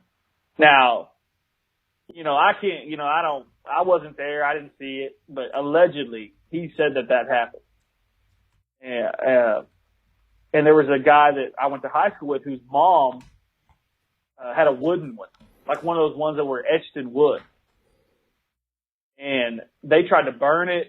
I mean, I've seen it. And that thing was like, had scorch marks all over it. And they tried everything to get rid of it. They could not. And I guess, I don't know if the guy still has it. I haven't spoken to that guy since probably 2 years after high school. So yeah, I'm not a Ouija board guy. That's my one or two, experience with that stuff. But that could be why, the motions of weird things that have happened, that could be that too. Mm-hmm. Ouija boards, and I can honestly say the closest I've been to a Ouija board was in Walmart, and Milton Bradley had it packaged up in a little plastic box with Ouija board, fun for all the family. I'm like, nope, that's the closest I will ever come to a damn Ouija board. The crazy thing, this dude, so at the time we were selling like chocolate or something for the basketball team. This fool, I knew he was up to some sinister things, not like in a funny way, like he was up to like no good. He used his basketball money to pay for this Ouija board. I'm like, dude, I don't know what you're trying to conjure, or like if you're trying to get rich, I don't know what you're trying to do, but yeah, I mean, and this crazy thing too is this dude was kind of like doing good, and all of a sudden like he's in prison now, like for doing some wild stuff. So I don't know if he ever, got rid of the juju or the thing. I don't. Weird stuff though, man, for sure. Oh wow. Well, the one thing I'd like to, One Man Band, is talk to you a little bit, not tonight because it's getting a little late and long in the tooth on this show. Talk to you a little bit about your Aboriginal history, all the stories that you have alluded to, and see what we can come up with from you. We talked a little bit about those little pesky cryptids that you didn't like me saying the name of once before. Yeah, you went right out and said them. I'm like, yeah, okay. Yeah.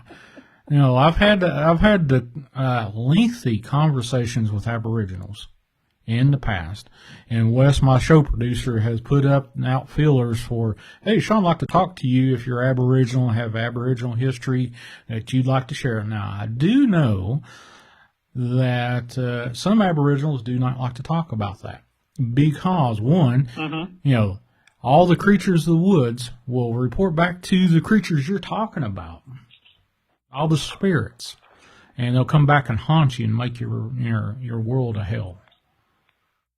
Yeah. I mean, and that's one thing that's crazy is like, actually speaking today at my job, my boss's boss, which he's a director. I'm not going to like say where I work or anything, but he was telling me that he used to be a park ranger out in Nevada. And I asked him, I said, you see some things in the wood? I kind of, was just messing around with him, kind of gave him it's like a native thing where you kind of give somebody a side eye and mess with them, like joke with them. And he was like, he looked at me and he had this big old smile. He said, I've seen some things. And I said, we'll have to get together on that. And he said, yeah, man. He's like, yeah. I was like, I got some stories for you that you may be may pique your interest, but he was a park ranger. He's Kiowa. And so he was a, park ranger in Nevada and California. He's been all around the place, but, I may have to talk to him and, I'll have to, maybe, get some of that Western, stories from, out there. Cause he actually was a park ranger with the tribe. I can't remember the tribe. I'm not really well versed in when you get out west, but, it's just a little bit different, but he was actually, doing some things with the tribe in terms of like park recreation, stuff like that. And he was actual park ranger, and he was the lead park ranger for for that, where he was at. So I may have to, I'll get some, I have all types of stuff already. Actually, me and my family got into heated debate. I think it was this past weekend. About it, because they're like, man, because we were talking about Bigfoot. We were watching this Yeti thing on Travel Channel about, was it the Pavlovs, or was it Pavlovs or Madlov Path, where those Russians were up there, I guess being scientists, or like they were scientists, but they were up there studying something, and then when they found them, they went up there and found them, and like they had like lips missing, tongue missing, eyes missing. Oh, have yeah. You heard of that? I remember that. It's up in Russia somewhere. Somebody in the chat needs to refresh our memories. Pavlov sounds close, but I'm not exactly sure. Data or Pavlov or something. Yeah, I don't know. I'll have to look that up. Yeah, no. So now you got me. I mean, like I said, I don't mind. Shooting me a.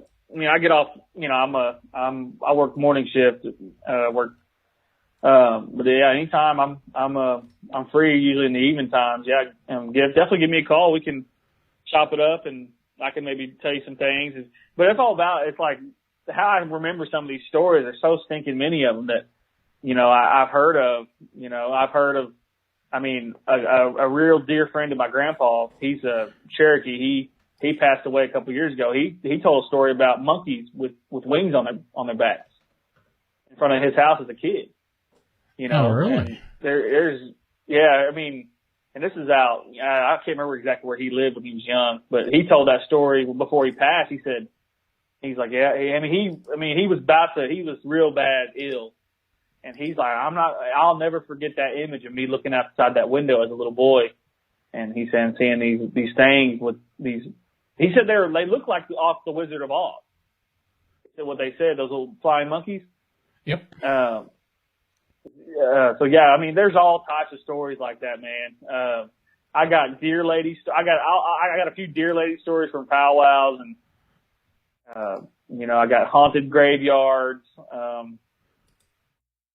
got ceremonial ground stories.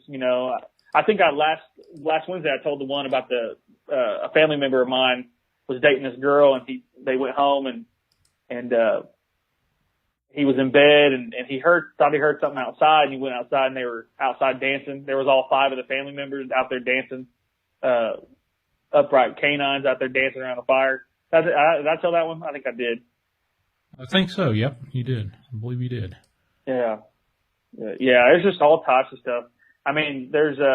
There's stories about Haskell, the University of Haskell, which is an Indian college up in Kansas. The little things that I mentioned, but yeah, we'll definitely have to get together, man, for sure. Yeah, I found what it was is Dyatlov or Dyatlov Pass, Ural Mountains of Western Russia, 1959. Okay. Yeah, the unfortunate hikers and missing body parts and little. Oh yeah, there you go. There's some pictures I found on here that's flashing up on the screen. That is. Yeah, they even got a picture of that thing too. I want to say they did. Well, there should be a picture of some hairy guy standing behind a tree.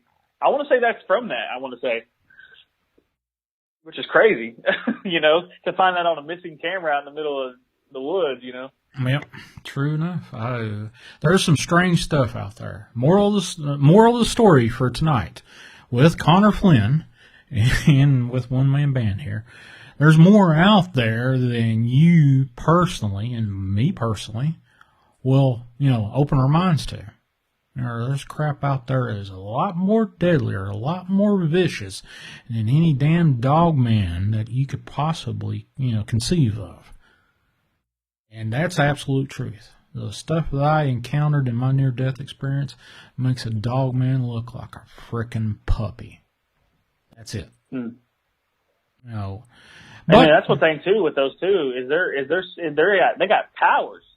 They got a hold. They got things that. I mean, I'm not saying Dogman doesn't, but these things that I kind of mentioned, they got a source of power that it freaks me out. That that's one we talked before about that. That's the kind of crap that freaks me out. It's not the actual like the flesh and blood. It's what they can do to you when you're maybe at a weak point in your life. Well, that's what they look for. That's the key to everything. With these things from the other side, they feed off of energy that we put off. They wish to experience what they can experience. So they do it third party wise, and scare the shit out of you, get you to envy them, get you to pray to them, or whatever the hell it is, to rob you of that energy, whatever that is. And unfortunately, that is the gospel truth on that end of the spectrum. If that's what you believe, that there's no other side. Here, I'm kind of mumbling here, but I've been across, talking to people that are near-death experiencers. And I've talked to a lot of people that say, hey, communicating with the other side is absolutely fine and dandy. There's all warm fuzzies over there. There's nothing to fear with talking to the other side. And I'm like, you got to be fucking kidding me. There are shit. Yeah, that's crazy. Yeah, there's shit over there. Is there good spirits over there? Sure. Why not? Absolutely. There's the opposite end of the spectrum. Across the board. You see a rainbow up in the sky? There are spectrums of light you can't see on both sides of that rainbow. So you're going to pick out, hey, that's a pretty color. That's the way I think it's going to be. No, absolutely not. Is there a bad spectrum over on the other side? Yeah, absolutely. There's stuff out there that will toy with you and get you involved and take over your spirit. Period. And they'll delight in it and feed off of it until they either wear you down to a frazzle and they can't get nothing from you, and then all of a sudden they'll release you and you deal with whatever is left of it in a jail cell, or you wake up as they're pumping the last few milligrams of whatever drug to kill you in a death chamber. Then they'll release you and say, hey, I'm done with you, bye. That kind of crazy crap. Oh, yeah, there's crap like that all the time.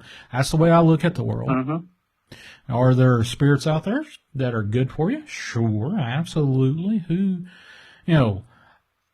I have no doubt there's angels among us. I have no doubt whatsoever. All they have to say is one little kind word or whatever and snap you out of the funk. I've had that happen.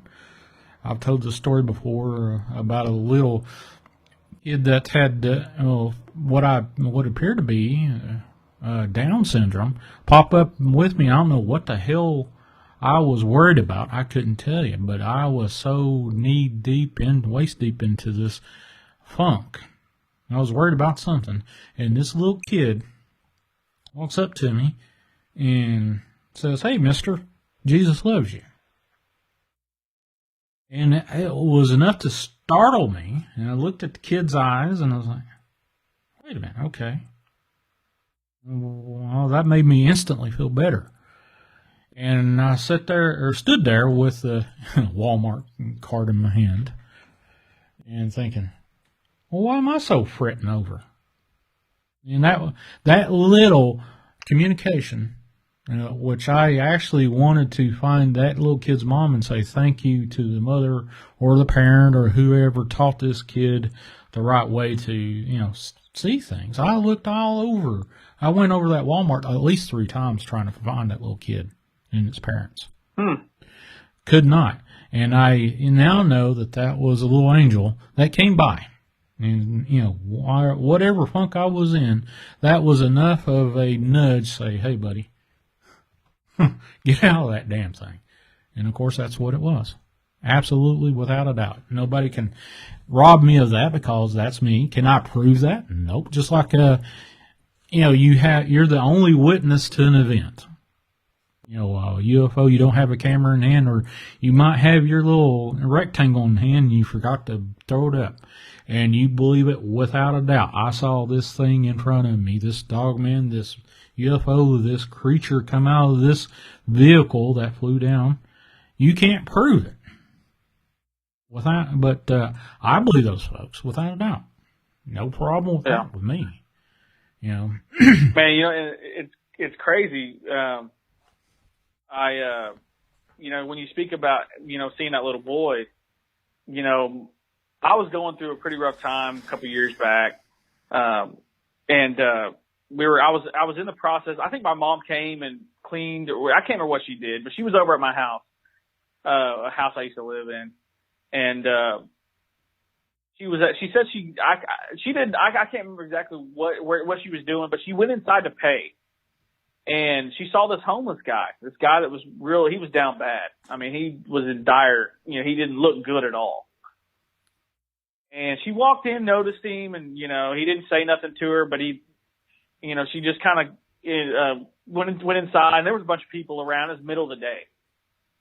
She goes in and she's like, you know what? She's, kind of walking out, and the guy, he looks at her and she looks at him and she kind of slides him some money.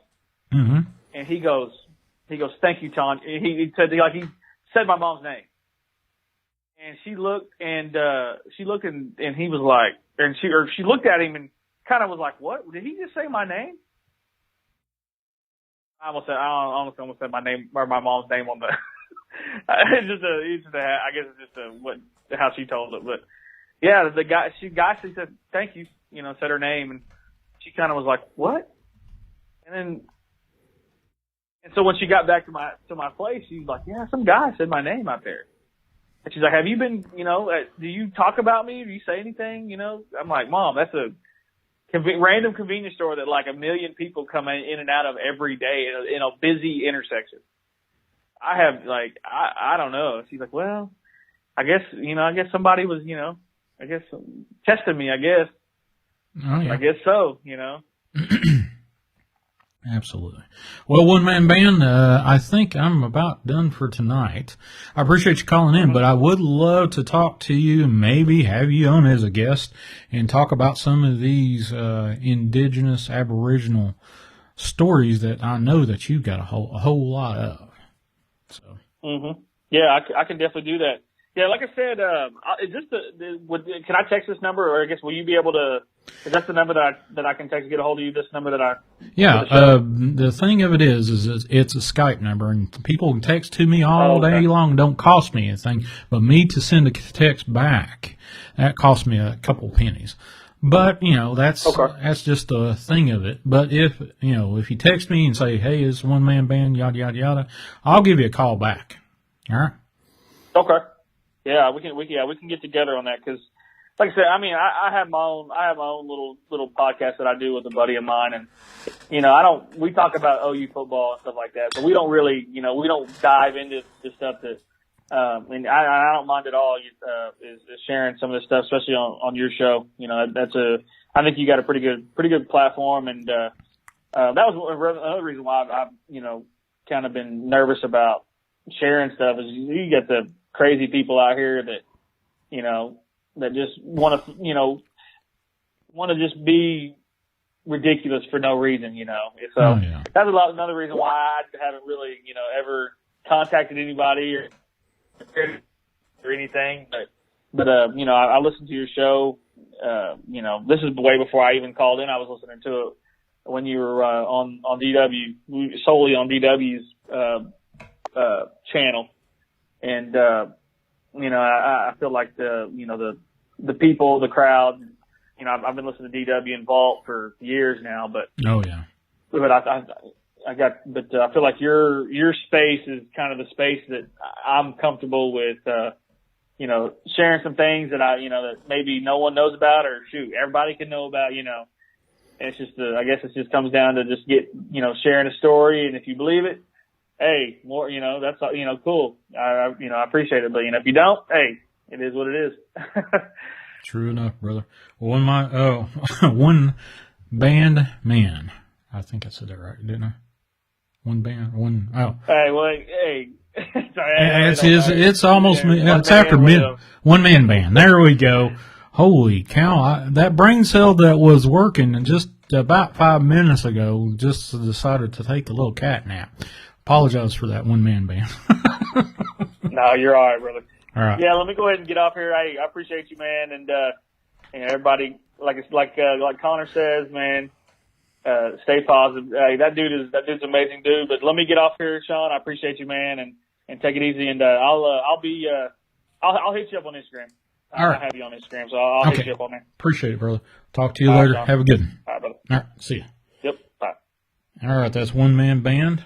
And folks, I'm going to flip this thing over here and go back to Connor Flynn's little thing that I had while he was on to, kind of give him some props for the 2 hours he gave for the show. Fantastic guy, Connor Flynn, for TikTok and his Facebook is both Bigfoot Anonymous, all one long word, Bigfoot Anonymous. TikTok and Facebook.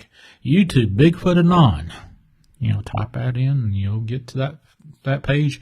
And all those links to both his Amazon, where you can get 4 of his books. His last one was The Panhandle Pirates by Connor Flynn.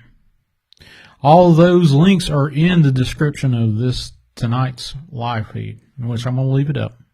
No doubt about it. I'm going to leave that one up. And if you want to reach out to me, the number, write this down. Got a pencil?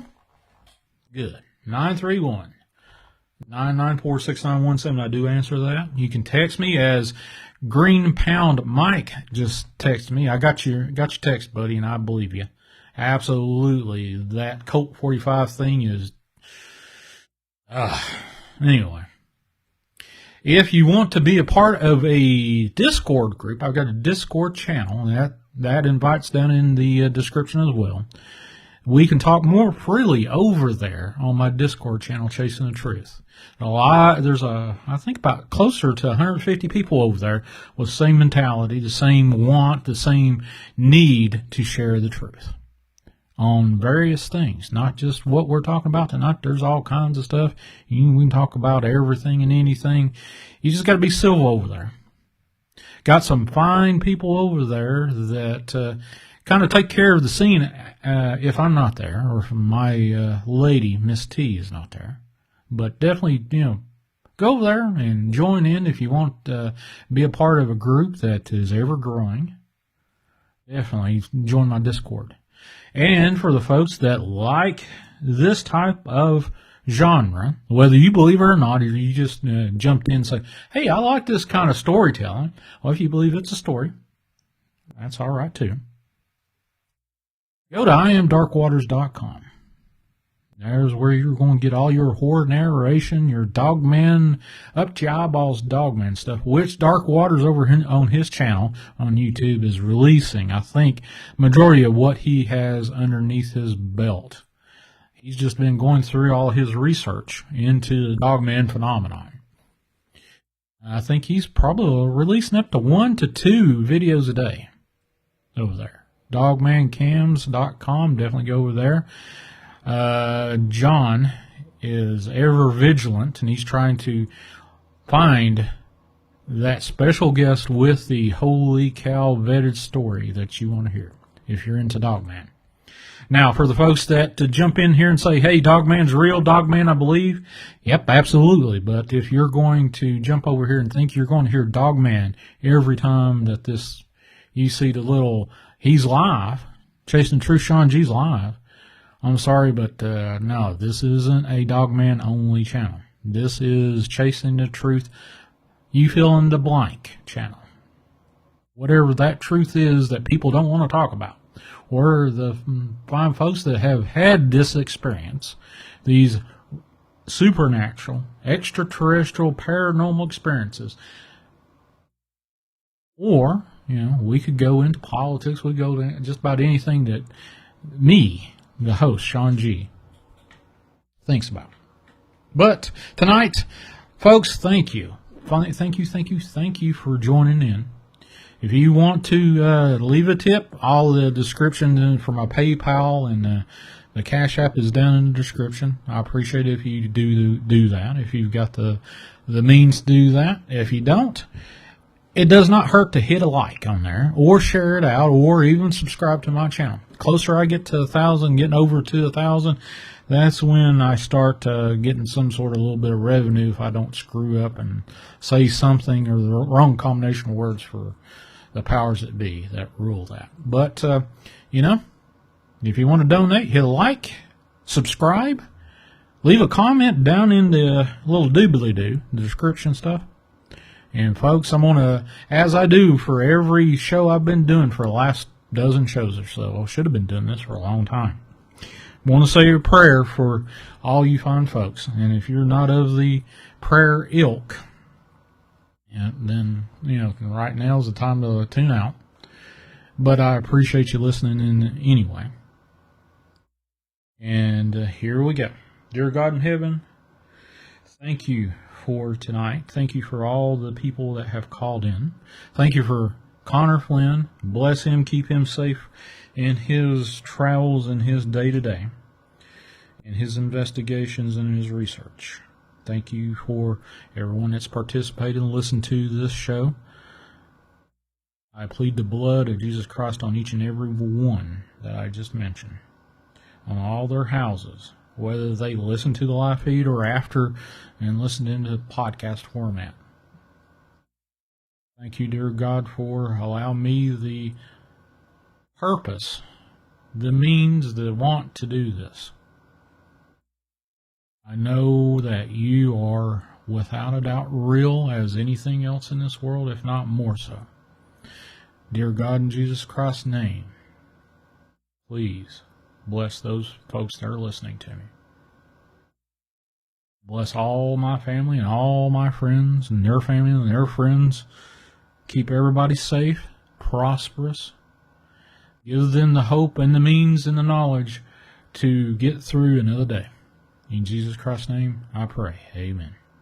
Folks, thank you so much for all that you have done for listening.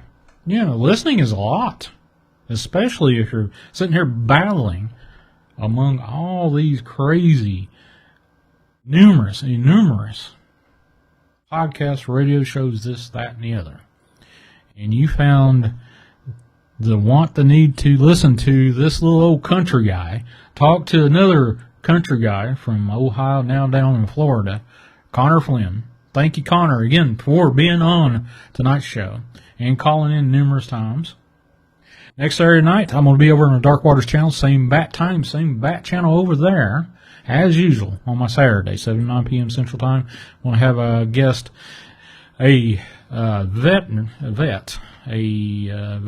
of the Iran-Iraq wars. Seth is going to be my guest, and he's going to tell you some crazy stuff that has happened to him over his lifetime. Thank God that stuff has stopped. But that's going to be a hold your hat, folks, and listen to that one. We may even get into some. He was an engineer, still is an engineer, and was an engineer for the Army over there. And we may get into some stuff that you probably haven't heard about with what the Army and the Armed Forces has that they don't talk about. You never know. We'll see. But anyway, my name's Shawn Graham, and you've been listening to Chasing the Truth. And on the Chasing the Truth Shawn G YouTube channel and over on the Dark Waters radio, Paranormal radio channel. How to get in touch with me? You can text and call the same number that I've been saying out loud. Write it down. Got a pencil? Good. 931-994-6917. You can call or text and You never know. You might even get a hold of this guy right here. Or if you don't want to call or text, you can send me an email. Shawn G, SHAWNG, all one little word, at IamDarkwaters.com. And I believe that's about all I got for tonight. I think that's all I got for tonight. Yeah, I think that's it. And here we go. I'm going to go ahead and sign off for tonight, folks. Please, please, please, please be safe out there. Join me Saturday night over on the Dark Waters channel on YouTube, and we'll do what I do best over there, tell the truth.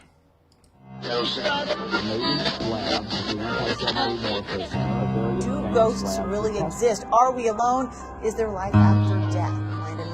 It looks like a giant ape with a man's face. We've done some testing to determine if it is a synthesizer or not. Just starting to come at me like It's very difficult to do with this. This is what it actually and they start trying to grab me. What do we think that is? That was my baseball glove. Communication, No, my old one.